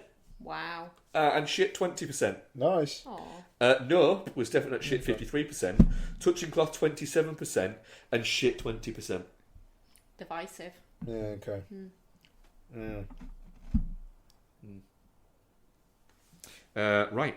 Right. Fucking let's go. Let's keep this fucking train rolling. Okay. Right. Fuck it. We'll go into what we've been watching after this. We'll bomb out all of our all of our features first, and then we'll mellow out with some what we've been watching. So, Resurrection is written and directed by Andrew Siemens. Yep, that's right. Just made it up. Yep. And stars Ian's favourite Rebecca Hall and Tim Roth. And, well, what is it about? Let's let IMDb tell us what it thinks it's about, and then let's... I'm intrigued to see what IMDb I says. really am as well. Margaret's life is in order. She's capable, disciplined and successful. Everything is under control. That is until Dave returns, carrying with him the horrors of Margaret's past. Well done, whoever wrote that. I mean, yeah, that kind of is what It it's is what about. it's about, yeah. Ian. Yeah. Yeah. As wanks go, how uncomfortable was this one? I mean, Rebecca Hall was very sweaty in that one She scene, and brought the that's how ABD. Yeah. Yeah. I actually Yeah, tapped you yeah, at that that point, was- didn't I? And went, ABD, baby. Yeah, I mean, ABD. Fuck. Very intense running, though. I'm not entirely sure about that. That felt like she'd been watching some fucking Tom Cruise. She's a good runner, cinematic runner. She Yeah. does not need your. Yeah. She does not need my course, She no. does not. No, I think she could maybe be an instructor. I would. If she told me she wanted to be, I would argue. You won't fucking argue with her, would you? I would pay so much money for Rebecca Hall to instruct me. Jesus fucking Christ. So, yeah. How many kindnesses would you give for a Rebecca Hall running class, Ian? Oh. Ian, why are you walking to the shop in barefoot again? I'm off running later. Oh, God, yeah. Assume the position from 2 until dusk. Okay. Absolutely. Right, so the thing is, right, they heard about this coming out of Sundance and people were like, there's some fucking gnarly shit in this. Like, wowee. And then you watch the trailer and it's like, really? Okay. And the trailer does an excellent job. I mean, we've been doing Film Bastards Get Effed, where with like the cinema score, it's like a lot of the time it's people reacting against what the trailer said they were going to have. And it's like, you would not... The film takes such a turn in one monologue where she is talking about this horrible fucking situation that's happened to her. All spoilers all the time. Talking about how her fucking baby was eaten by her partner. And it's like, holy shit. Wasn't expecting that. And then it just gets crazier as Tim Roth, and just the way that Rebecca Hall's just like, you look fucking awful, or whatever it is she says, you look horrible. And it's like, yeah, he does. Yeah. He just looks ill. He looks unwell. And the whole Ben is inside me, or whatever. Is the kid's name Ben? I think it is. Yeah. And he says that to her on that bench earlier on. He's like, Ben's with me. It's like, what the fuck does that mean? It very quickly goes from, what? I don't know who you are, to, Ben's inside me. But I love... The thing is, right, I love that it's almost like they did that for the trailer. Where it's like, okay, so this film is going to be about her seeing this guy where he's maybe not there, but maybe he is, and he's traumatizing her. And you think that the film is going to be some sort of like potentially supernatural thing about how the spirit of her abusive ex is haunting her or something like that. It's like, no. Her abusive ex ate their baby and now keeps the baby within him. I thought it was cracking. It could very easily be a thanks, I hate it, but the fact that at the end it is just like, yeah, Becky Hall, you fucking give Tim Roth a C-section. Let's go. I mean, before I ask for your feelings, Becky, in that not the end scene, but in the climactic scene of the movie, how excited was I when she pulled out the other knife? Yeah, you were really I was excited. I really hope she's brought another knife. Oh my god, she's brought another knife. And then literally, when she goes down and she starts pulling it open, I was like hitting Becky and going, Becky, she's brought the knife. She's brought the fucking knife. You were well excited. Yep. It's telling a very, very serious story with like just insane fucking allegory. And Rebecca Hall's character is not that nice a person. You know, like, she's a bit of a dick. Only makes me more attracted to her. But she's just a bit of an arsehole, and just, like, but you go with it, and you get on side so hard. And when that guy is like, "I'm worried about you. I've fallen in love with you," and she's like, "You haven't fallen in love with me. You impede my objective one more time, and I will fucking end you," or whatever it is that she says. And it's that word. I swear, it's impede my objective. Yep. It is something like that, or mission or something, isn't it? Mission. It's mission. Impede my mission. I think, yeah, impede my mission. And it's like, oh, yes, let's go. And for all the, like, the allegory that it, and the, women being controlled by men and toxic masculinity, it's also really entertaining because it is Rebecca Hall just taking her character taking control and just going, "No, fuck you. This is how it's going to go down." And then that end scene is like the. I mean, obviously none of this actually happened, and it's like, what did happen? But do you know what? I got to see Rebecca Hall give her abusive ex a fucking C-section. I'm good. Yeah. Okay, so on that point, Yeah. how much of the David bits do we think are real? The film does a very good job of making nobody else interact with David. I said, yeah. Even to the point of when she goes to the hotel that he's staying in, the woman behind the counter is like, "There's nobody here called David staying here." Yeah, yeah. But he goes to her office, and it's like, "There's a man here to see you." Yeah, that is a good point. Yeah. That is the one interaction. Yeah, and they are all watching. Yeah.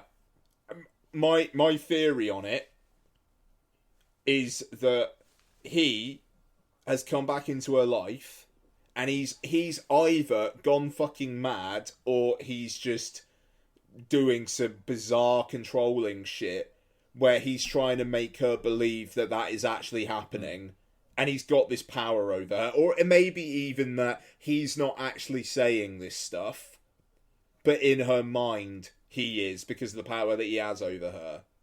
Or it could just be then, a random man that actually doesn't know her, that she's seeing his face on and hearing say what her brain thinks he's saying. Like the bit on the park bench where he's like, "I don't know you." Maybe that's real, and then the psychosis kicks in. I don't know if it. I think for me at the moment, I am that he is real. He is a piece of shit. He is saying these things, and then she does just fucking kill him in the, what is it? He essentially calls. Calls her fucking. She calls his bluff and goes, "All right," and that's when he starts going, "Wait, no, you're upsetting him. You're upsetting him." And she's like, "Nah, I'm fucking cutting him out, you motherfucker." That's what's fucking going on. That's exact. Yes. And then she hallucinates that the baby's actually there. Yeah, and she's put out all the interesting bits. That's the bit where she hallucinates, and then the last bit is her gone fucking mad. Or, because I saw a theory that was her dying because he stabbed her a few times, and that it's like... Yeah, it's a shoulder. She's got over that. He stabs her like twice, I think. So what, like, her gasp at the end is then her kind of breaking out of it, being like, "Oh fuck, I'm dying," or her last breath. "Oh fuck, what have I done?" Or whatever. And like her hallucinating this kind of her being all beatific in a bed, and like her daughter being really happy. That's her brain. Yeah, going, that. "Here, have this last fucking breadcrumb before you die, you mad bitch." Yeah, I'm alright with that. Yeah, I'm cool with that. That makes sense. I'm alright with that. And then it's dead, and that's why I screamed. And I mean. And this is the thing. It's like Tim Roth's character is so sure that he's got this power over her, that it's almost taking the piss out of her. Yeah. With just this ridiculous story that she is buying, and like you say, she's just like, "No, do you know what? I'm gonna protect you. Have sold me on this so hardcore with just like the feeling it. Yeah. That I'm going to protect my child. It's almost like if she didn't feel anything then, it could have actually played out differently. He'd have still had her, because there'd still been this, fuck you, that 1% that was like, well, what if it is real? But then the minute she thinks it is real, it's like, it's literally the fucking beast has fucking turned on her. It's like, I've gone too far.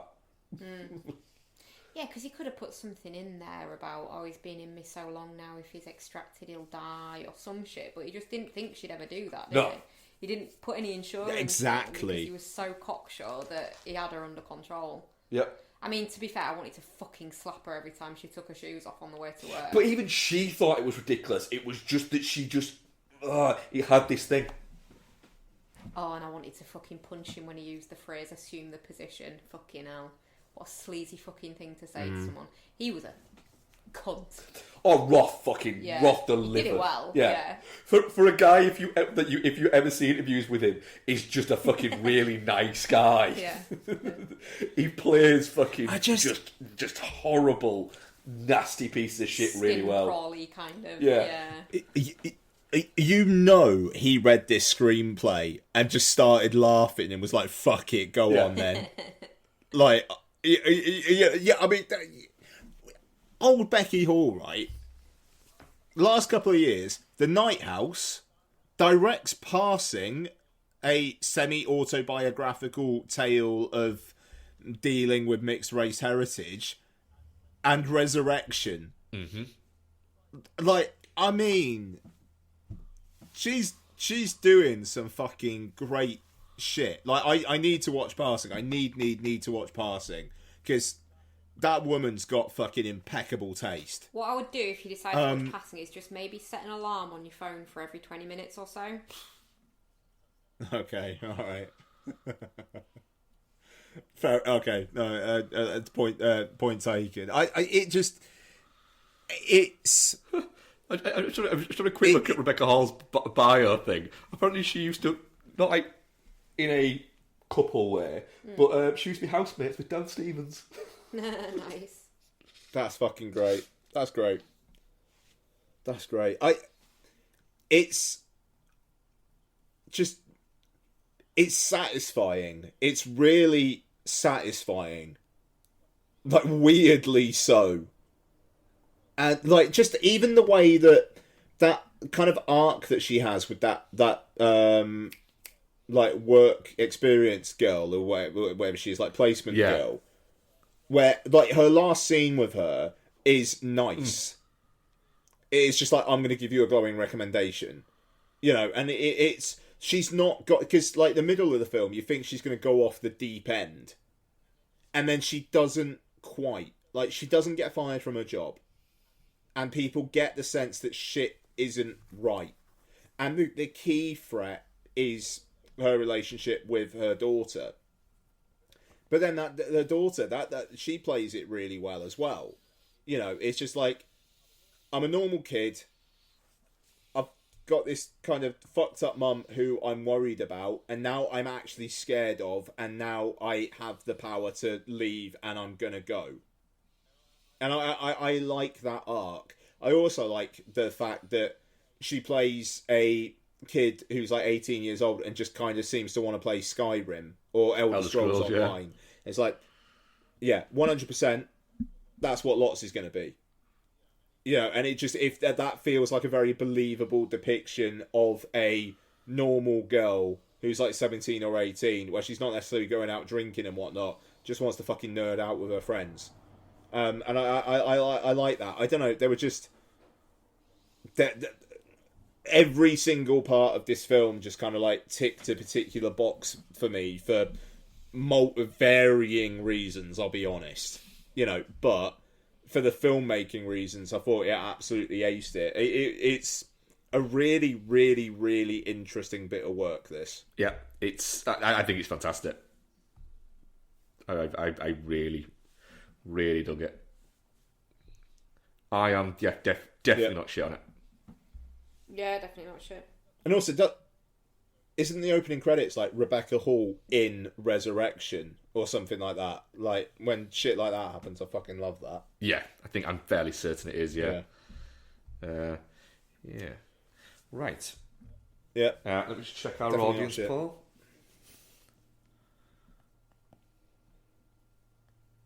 So my iPad has started doing something weird, so I needed to flip back to my phone.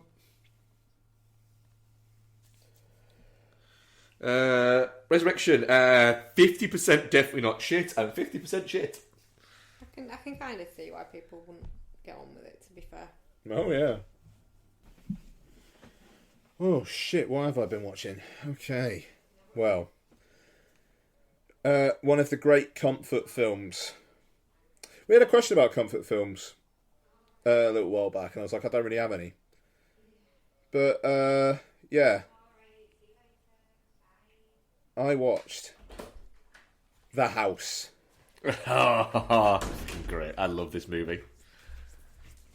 The House is fucking brilliant. It's so silly. And the cast are ace. And Will Ferrell wearing women's Italian sunglasses and accidentally maiming people. Just super, super, super my shit. I watched it really, really drunk at like 11 at night and had a blast. Yeah, it's I've seen The House like 3 or 4 times at this point. I think it's fucking ace. Yeah, it's a fucking great time. I also rewatched Prey Oh, did you? after our drunk watch. Yeah. Yeah, I mean, Prey's good. Prey's good. Yeah. I'm like I don't think it's like.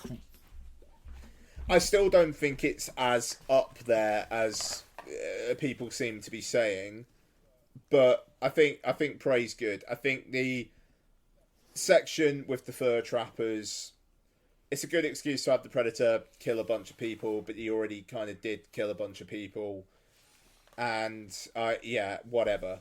But they do an awful lot with the Predator being invisible and also being a bit electrical, sparkly, and that stuff looks great.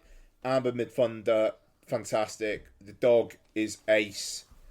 I like Prey. I like Prey. So there we go. Can't remember what I said in the review, but I like Prey. I think what you said in the review was, I just wanted like a fucking Predator to show up at fucking some point. Yeah, I mean, there is a fair bit of setup, but I think there was some drunk impatience, Yeah, and I'll own that. fair enough. I think we all agreed that yeah. it took a while for the Predator to show up. Yeah, but you know, once he does, pretty great. Last one in my what we watched, because obviously I talked about Top Gun earlier on. Carter. So this is a Netflix movie directed by Young Byung-gil, director of The Villainess. This is a 2-hour, 17-minute film that is seemingly one shot and very obviously not. About a guy who wakes up. Basically, the film starts with a bunch of people on a bus. They all put glasses on, and the glasses tell them a mission. And what's the mission? To apprehend a doctor who is holed up in this apartment block. They go to the apartment block.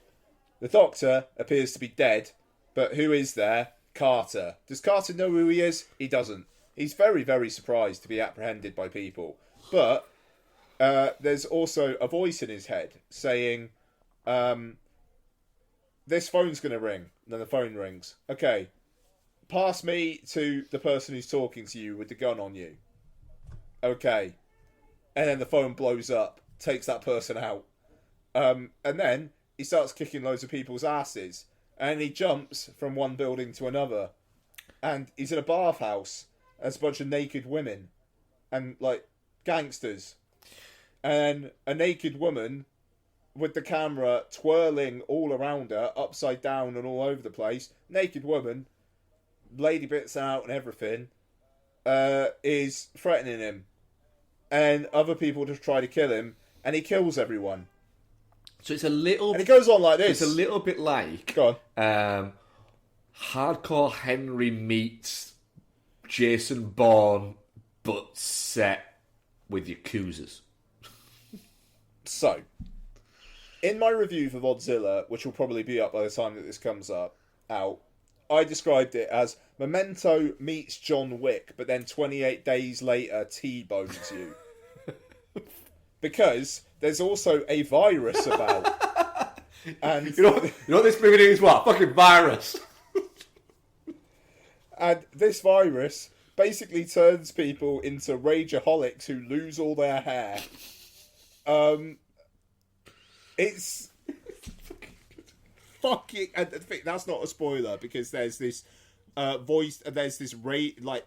these people on the bus with the glasses are basically kind of like listening to this radio program giving exposition. And this is the thing, right? Basically, these fucking insane action sequences happen, and then there's just 5 minutes of exposition. And then there's another 15-20 minutes of action sequences, then there's 5 minutes of exposition. And it just plays out like that, beat for beat for beat for beat, until it gets to the end, where something happens at the end. There is a wide shot, and something happens at the end, and it's like, right, okay, when's Carter 2 coming out? It just fucking barrels along. It sounds a little bit like it's What a Picture. Yeah, I mean, I fucking loved it, and I've seen people online going like, it's fucking exhausting, and Jesus Christ, and absolutely it is. But this film, it's like the guy who directed it was just told, you're never going to direct anything again. Just do whatever. And it's just done whatever. But every single kind of thing that can happen in an action film that you can think of happens in this film. Do everything, but also do loads of cocaine at the same time. Oh, mate, it is the most movie anyone has ever movied. I'm very much looking forward to watching it. I'm a little bit good that we didn't get to it. Yeah. It's fucking bonkers.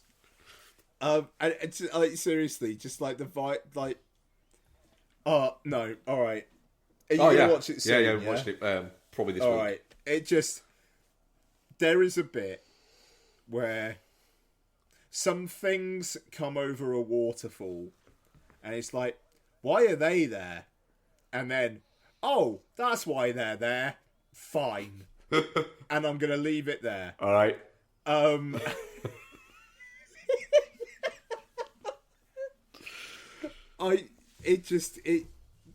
So many people get murdered by Carter during the course of this fucking film.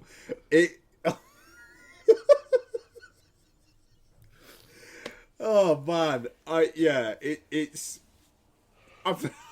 think you two will fucking love it, and I mean it just.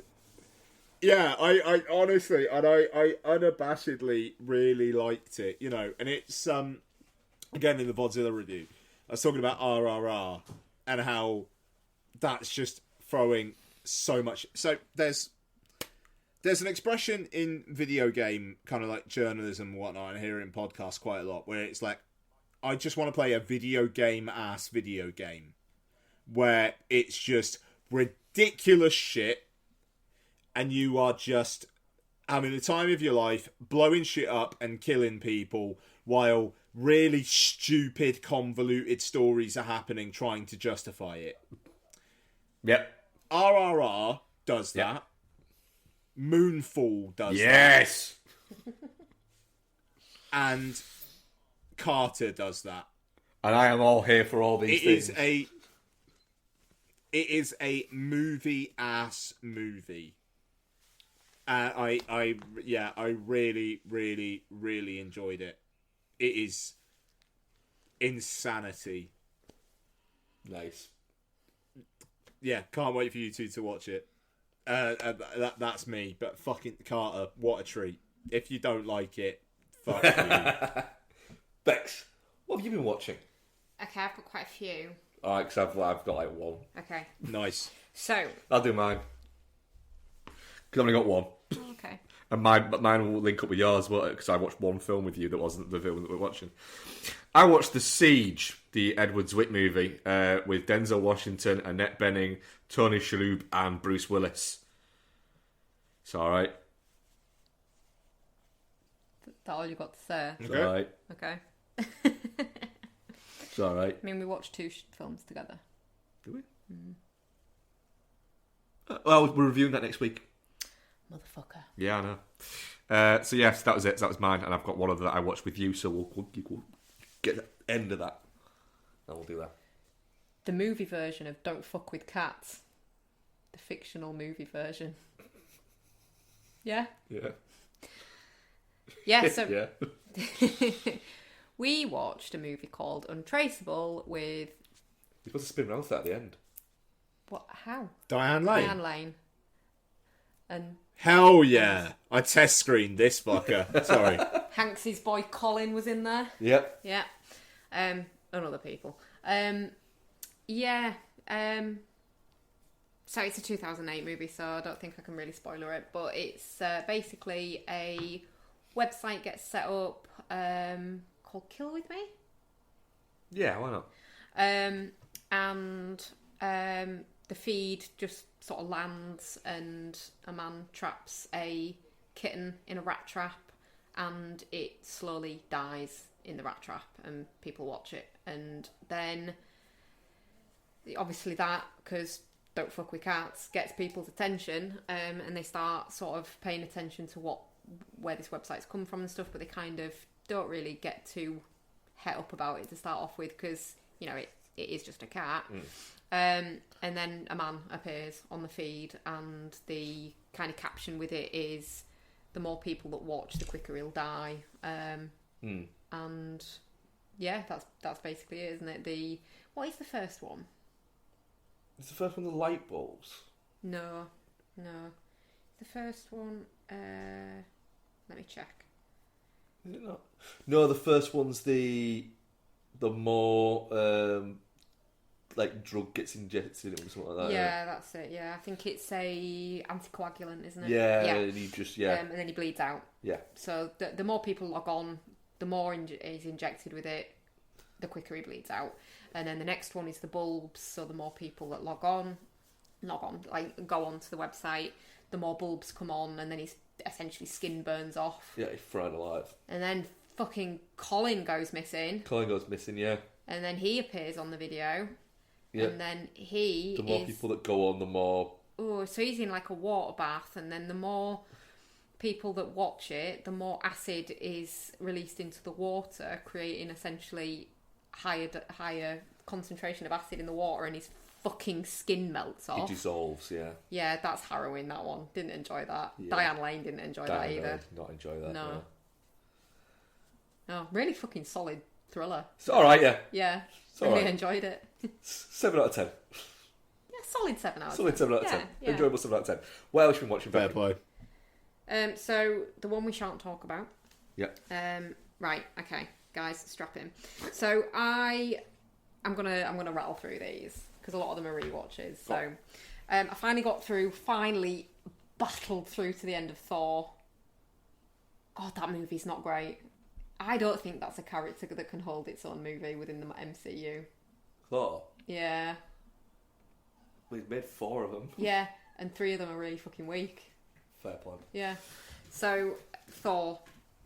Kind of shit, but it advances the MCU. Then, Captain America, the First Avenger. I have never enjoyed the First Avenger as much as I enjoyed it this time round. I think maybe because I paid a bit more attention.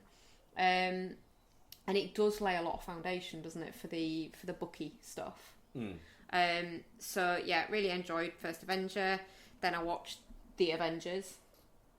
Yep. Avengers is really good, actually. It is a bit kind of...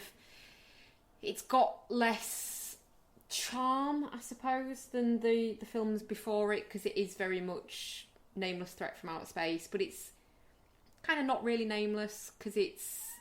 the visible baddie is Loki. He's just being manipulated. So really, really enjoyed the Avengers. Right, I'll just get through the Marvel ones before I go back. So, Iron Man 3, obviously, which was the next in line. Enjoyed Iron Man 3 more than... I think, enjoy Iron Man 3 more than I think I'm going to enjoy it, because I always, when I'm not watching it, think it's shit. But it's actually quite good. And it's got Guy Pearce in it. So, yeah. It's got Becky Hall in it. It does have Becky Hall in it. Yeah. You don't like it because of the Paltrowiness, do you? I don't mind Paltrow. It's heavy Paltrow, though. You said you didn't like it. But then I was like, but Mark, she's in yoga pants and a sports bra at one point. And you were like, yeah, but the yoga pants cover up too much of her legs. I need to see them. Yeah, she's a shorts girl. She does rock a business short, to be fair. She does rock. Yeah. No, I don't like a business short. Yeah, she looks good in them, though. That's fine, I don't like a business short. And then I watched Thor: The Dark World. Fucking elves. Yeah. What's to be better than this? Elves? Ah, fuck off. Fuck off. It's really, really not very good. Like, so far in my rewatch, it's the weakest. By a country mile. I mean, everyone would say, I think would agree with you on that. Yeah. A lot of people don't like Iron Man 3, though, either, do they? So I was thinking, maybe it's just people being a bit meh about it. Minge-faced, we used to say a lot, didn't we? But no, it's not. No. And then, obviously, Captain America: The Winter Soldier. Really fucking like Winter Soldier, to be honest with you. It's very Bucky heavy. But it is also the introduction of Sam. Human white noise. Fuck that guy. Although, he annoyed me less in this one, because I was like, I've never really noticed that, like, the wings... It's there? Well, yeah. Well, because he is... Whenever he's on screen. Never really paid attention to the fact that the wings aren't something that, like, Tony gives him. Like, that's how he was a para-rescuer or whatever the fuck he was. They're, like, government issue wings, and he's just really fucking good on them. But it's just really hard to notice through all the fucking screen fuzz. So, yeah. Really enjoyed that. And then skipped Guardians of the Galaxy because I can't be fucking bothered with it. You can't do a rewatch and then skip one. I read the plot synopsis on Wikipedia and decided that I didn't need to actually rewatch any of it. I know there's Infinity Stone shit, but I've seen Guardians quite a few times. Carry on. So I watched Age of Ultron. Well, I started watching Age of Ultron, so, watch this space. Ultron's a cunt, innit? I'm alright with him, though. He's a dick. James Spader, of course, is a prick. Yeah. So Imagine if Spader played a nice guy. You'd be like, what's going on? What's good? That was some fucking weird shit. So going backwards, I rewatched the entirety of Zack Snyder's Justice League in one night. After being at a work. Hell yeah, really? Yeah. Wow. Yeah. Got home at around 9:30, 10. Hell yeah. And then just watched the shit out of it. Whilst drinking wine and eating chocolate. It both fucks and slaps, does Zack Snyder's Justice League, to be fair. I know we all hate Ezra Miller now, and he is a twat. I'm not detracting from that, but the Flash is really good. He's really good as the Flash. And it is quite sad that people can't just not be twats. Because then it ruins intellectual properties. I mean, it sucks for other reasons as well, but it also sucks for that reason. I just had a notification come up on my computer. It's like, alright, what's that then? So I get notifications from The Verge tech website. This is really, really on a tangent, and I'm sorry. But the headline: Janet Jackson's Rhythm Nation apparently vibed too hard for some laptops. So, I need to click on that, obviously. So, a Microsoft engineer, Raymond Chen, who worked on Windows during the Windows XP era, has blogged that Rhythm Nation contained a sound that crashed hard drives, and sometimes not just that hard drive, but the hard drive of a laptop near it. Because it had a sound in it that resonated with a specific model of laptop hard drive and would essentially do the equivalent of someone smashing a wine glass by playing like a particular high frequency sound. And they literally had to stop the affected computers from being able to play the frequency that Rhythm Nation emitted. Because otherwise it would straight up destroy the hard drive of that laptop and any laptop near it. Okay. And that's today's It's All a Simulation. Rhythm Nation vibed with laptops so hard that it killed them. I can't remember the song. We are part of a Rhythm Nation. Oh, yes, I remember now. So anyway, Justice League. So yeah, I was a bit concerned that maybe like I'd got a bit too wrapped up in it when we first watched it, and was like, and because I remember saying at the time, like, it doesn't feel too long as a movie. It's long, but it doesn't feel too long. It earns its time. Yeah. And I was a little bit concerned that it was just because it was an exciting like event, it coming out, and it, you know, there was a lot more stuff in it and blah blah blah. No, it earns that fucking runtime. Fair enough. But I can understand why people might have to watch it in 2 goes. Staying up until gone 2 in the morning was not my brightest move when I was... And then you fucking got home early, didn't you? I was like, oh, it doesn't matter if I stay up until like gone 2 in the morning watching Justice League, because Mark's in Manchester. He won't be home until probably like mid-afternoon. Now he fucking rocks up at like 8 in the morning. Yeah. Fucking nerd. Mark left somewhere really, really fucking early so he could get home really early. Yeah. That's not like Mark at all. It is like typical Mark behaviour, isn't it? I like breakfast. It was a nice surprise to see it though, but I had like, so when I lock the door on a night, I lock it and I leave the key on the inside so no one can like And what is one of my biggest bugbears in the world? But I wasn't expecting you. What, one of my biggest bugbears in the world? Becky? Yeah, to be fair, Mark. So I've got this like thing in my head. I think someone said to me at some point in like my youth, oh, leave the key in the back of the lock when you lock it on a night, because otherwise people can pick the lock. So I just like, it's just... You could still pick a lock with the key in it. No, you can't, 'cause you can't get your lock picks in. That's my theory. Don does that as well. Yeah, right? Yeah. Yeah. So it's just a thing that's embedded in my brain. So on a night, I lock the doors and I leave the keys in. So you should have known this. And then, right, so he texts me, but my phone was on silent. He rings me, obviously phone's on silent. So he does the find iPhone alert to wake me up. To be fair, I actually did the same thing on Saturday morning to wake you up because I knew you wouldn't get up for work. I was already awake. That's a lie. I'm pretty sure I was. You were not. So yeah, that was yeah, quite. But yeah, I did do that. It's fucking knobhead. And then the last movie I watched was Elvis again. Fucking love that movie. Did you buy it? Eh? Yeah. Did you buy it? You spent 20 quid on iTunes for it. Yeah, and then when it comes out on fucking Steelbook, I'll buy it on there as well. Hell yeah. That's third time? Third time, yeah. Fuck Really hell. tempted to watch That's it again ace. this weekend. I honestly, I just inject it into my fucking eyes. Love it. That's Even great. Tom Hanks in it doesn't annoy me anymore. I can see past it. Nice. So questions. Well, actually, I'll do the question that we asked first when I can find it. So I asked the question of you lovely, lovely people. Our question for you this week is: which perceived box office flop do you wish had made more money promoting sequels?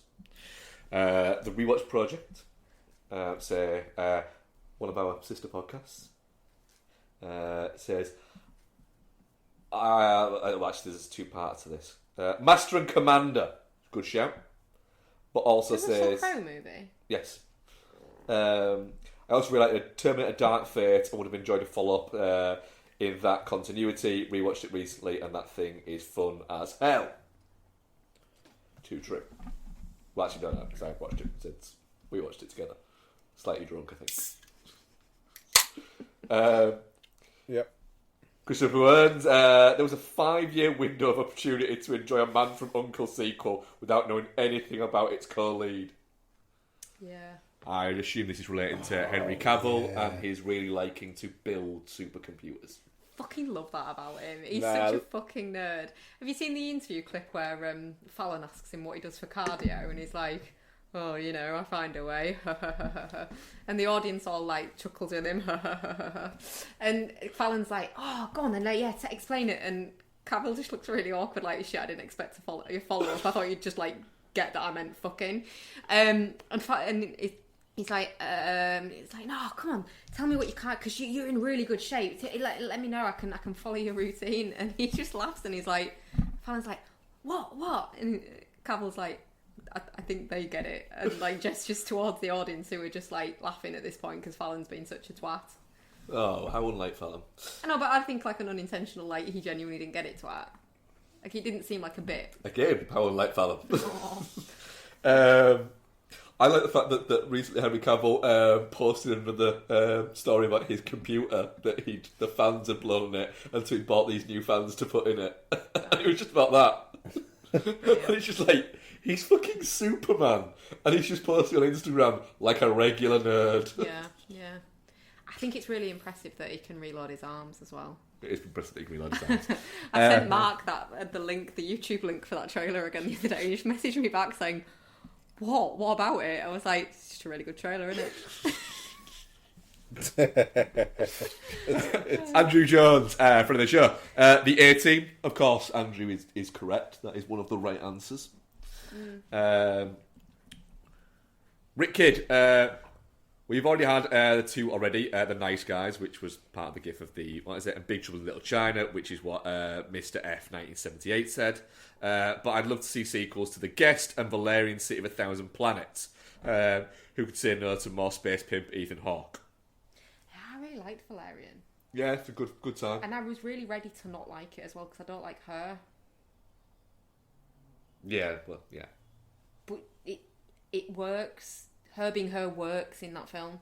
Mm-hmm. And Dane DeHaan is just really fucking like captivating to look at. I wouldn't say necessarily he's a particularly attractive man, but he's got an interesting face. Like you could just watch it for ages, just being like, "How does that work then?" Yeah. Those parts don't fit together. Yeah. You could be 45 or 14. I don't get it. Like Luis Diaz. Yeah. He could be someone's grandpa or toddler son. Who knows?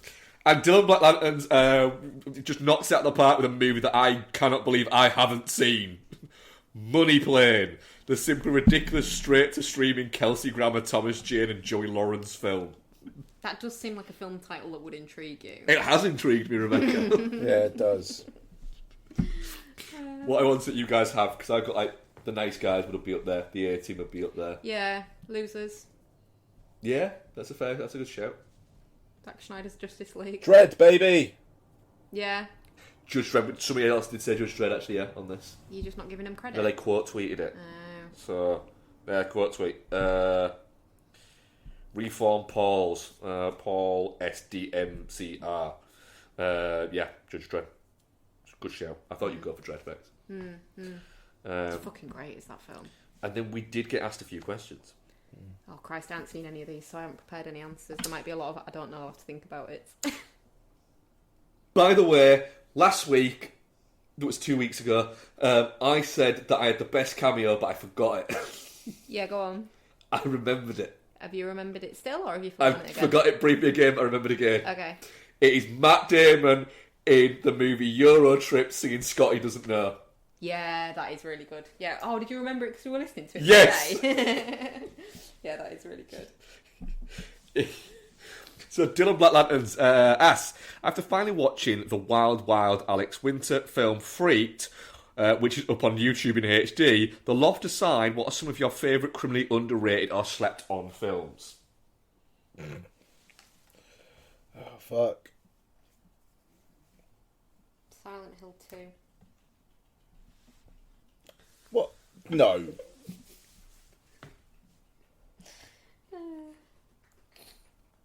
Hang on, what? The second Silent Hill film? Yeah, the one that's basically based on number 3. It's basically just like watching a YouTube video of someone playing the game. Love that. You're a silly. I think we all know who's silly in this house. That's a fair point. I am challenging though. I used to say deep cover for this because it was the correct answer. But it's on the Criterion Collection. But now mate. You everybody's can't caught fucking up say with that. me. I think I've said it enough. I think I have that influence. And it's now just perceived You as a modern should have classic. written the essay. Fun? You should have wrtten the essay for the book. I should have, but the pricks didn't ask me. I bet they asked somebody who they think was more worthy than me going, as fucking great as this.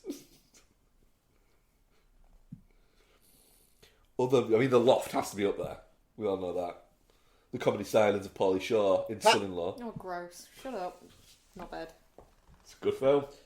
Happy Death Day to you. So we could have got the third in the fucking trilogy that's probably never going to happen at this point. That's a good point, actually. Happy Death Day to you fucking bangs. Yeah, the fact it's essentially, it's no longer a horror movie, it's like a weird sci-fi. Yeah. Yep. Completely changes genre and just, like, didn't really do anything. And that's very, very annoying. Well, one that covers both the question that we asked and the answer to this. Hot Tub Time Machine. Yeah. Genuinely one of the best movies of all time. Yeah. Do you know, given more time to think, I'm sure I could come up with a better answer, but my brain's just... It's been a long day. Andrew Jones. With the icy product placement in Note being part of Cineworld's marketing offering free drinks for IMAX tickets, what classic snacks and classic films would you like to see link up in a particularly unsubtle, maybe heretic ways? The cum of the box office cashier for Itchy the Killer.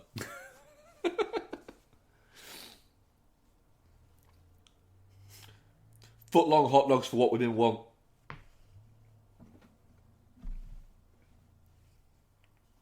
Foot-long hot dogs for what men want. There was actually a film called My One recently, wasn't there? Yeah. Foot-long hot There dogs was. for everything everywhere. I'm glad we brought the tone right down to Mark's level for that one. Well, no, because mine was just based on the fact that there's a world where they have hot dogs for fingers. Mine was innocent. No, it won't. Yeah, it was. No, it won't. Rick Kidd, when listening to podcasts where the host suggested that Jordan Peele has the best opening trio of films directed, not sure I agree, but what do you think? Nope. Who do you think has a better first 3 films directed? Anyone that's directed a trio of films. Harsh, Becky. I'm really angry with him. Did Christopher Landon do Happy Death Day to You, and Freaky? He did one before, didn't he? Fuck, he did a paranormal... he might have done a Paranormal Activity. I think we can not count that, though, because, like, it's part of a franchise. I mean, Dark I Star, don't know. Assault on Precinct 13 and Halloween is a pretty fucking banging first 3 movies. Oh, God, yeah. You're right there. Well, he actually... Because... did you see that about Jordan Peele in... Like, people have been reporting on it. He... someone called him the best horror director of all time. Clearly someone very young. And he was like... he was saying that he won't take the slander of John Carpenter because clearly that mantle goes to him. I mean, you're right. Yeah. I mean, I don't think we can have people like Tarantino. They seem a little bit obvious. Carpenter seem a little bit obvious, though. Maybe. But yeah. Opening trilogy. I mean, Tony Scott, The Hunger, Top Gun, and Beverly Hills Cop 2 is pretty fucking banging as well. That is good. That's really fucking good. That might, because of The Hunger versus Dark Star, be stronger than Carpenter. What? So you claim. The Hunger's really fucking good. I don't think I've seen that all the way through. I think we need to correct And that. Beverly Hills Cop's really fucking good. Yeah, it is. Yeah. Fuck it, I'm going with Tony Scott. All roads lead to Tony Scott. Fair.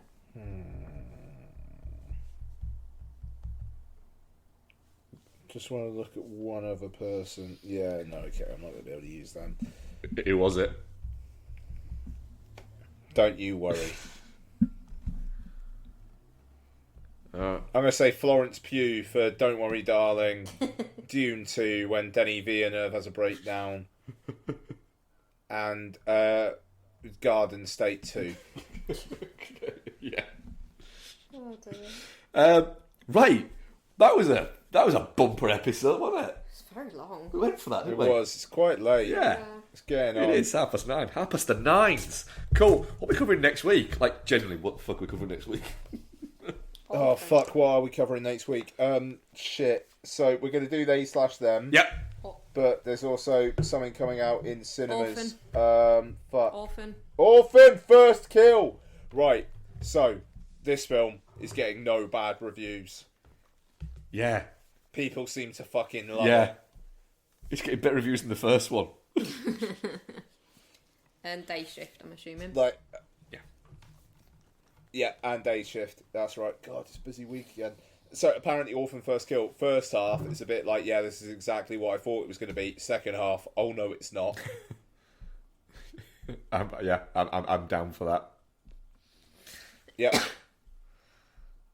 I hope it turns out that she's got a twin who's even more evil than her, and then kills her. Yeah. Right. Thank you very much, Rebecca. Thanks, Mark. Thank you very much, Ian. You got it, Bob. And thank you very much for listening, you beautiful people. Thanks, We shall guys. speak to you next week. Goodbye. Bye. Bye.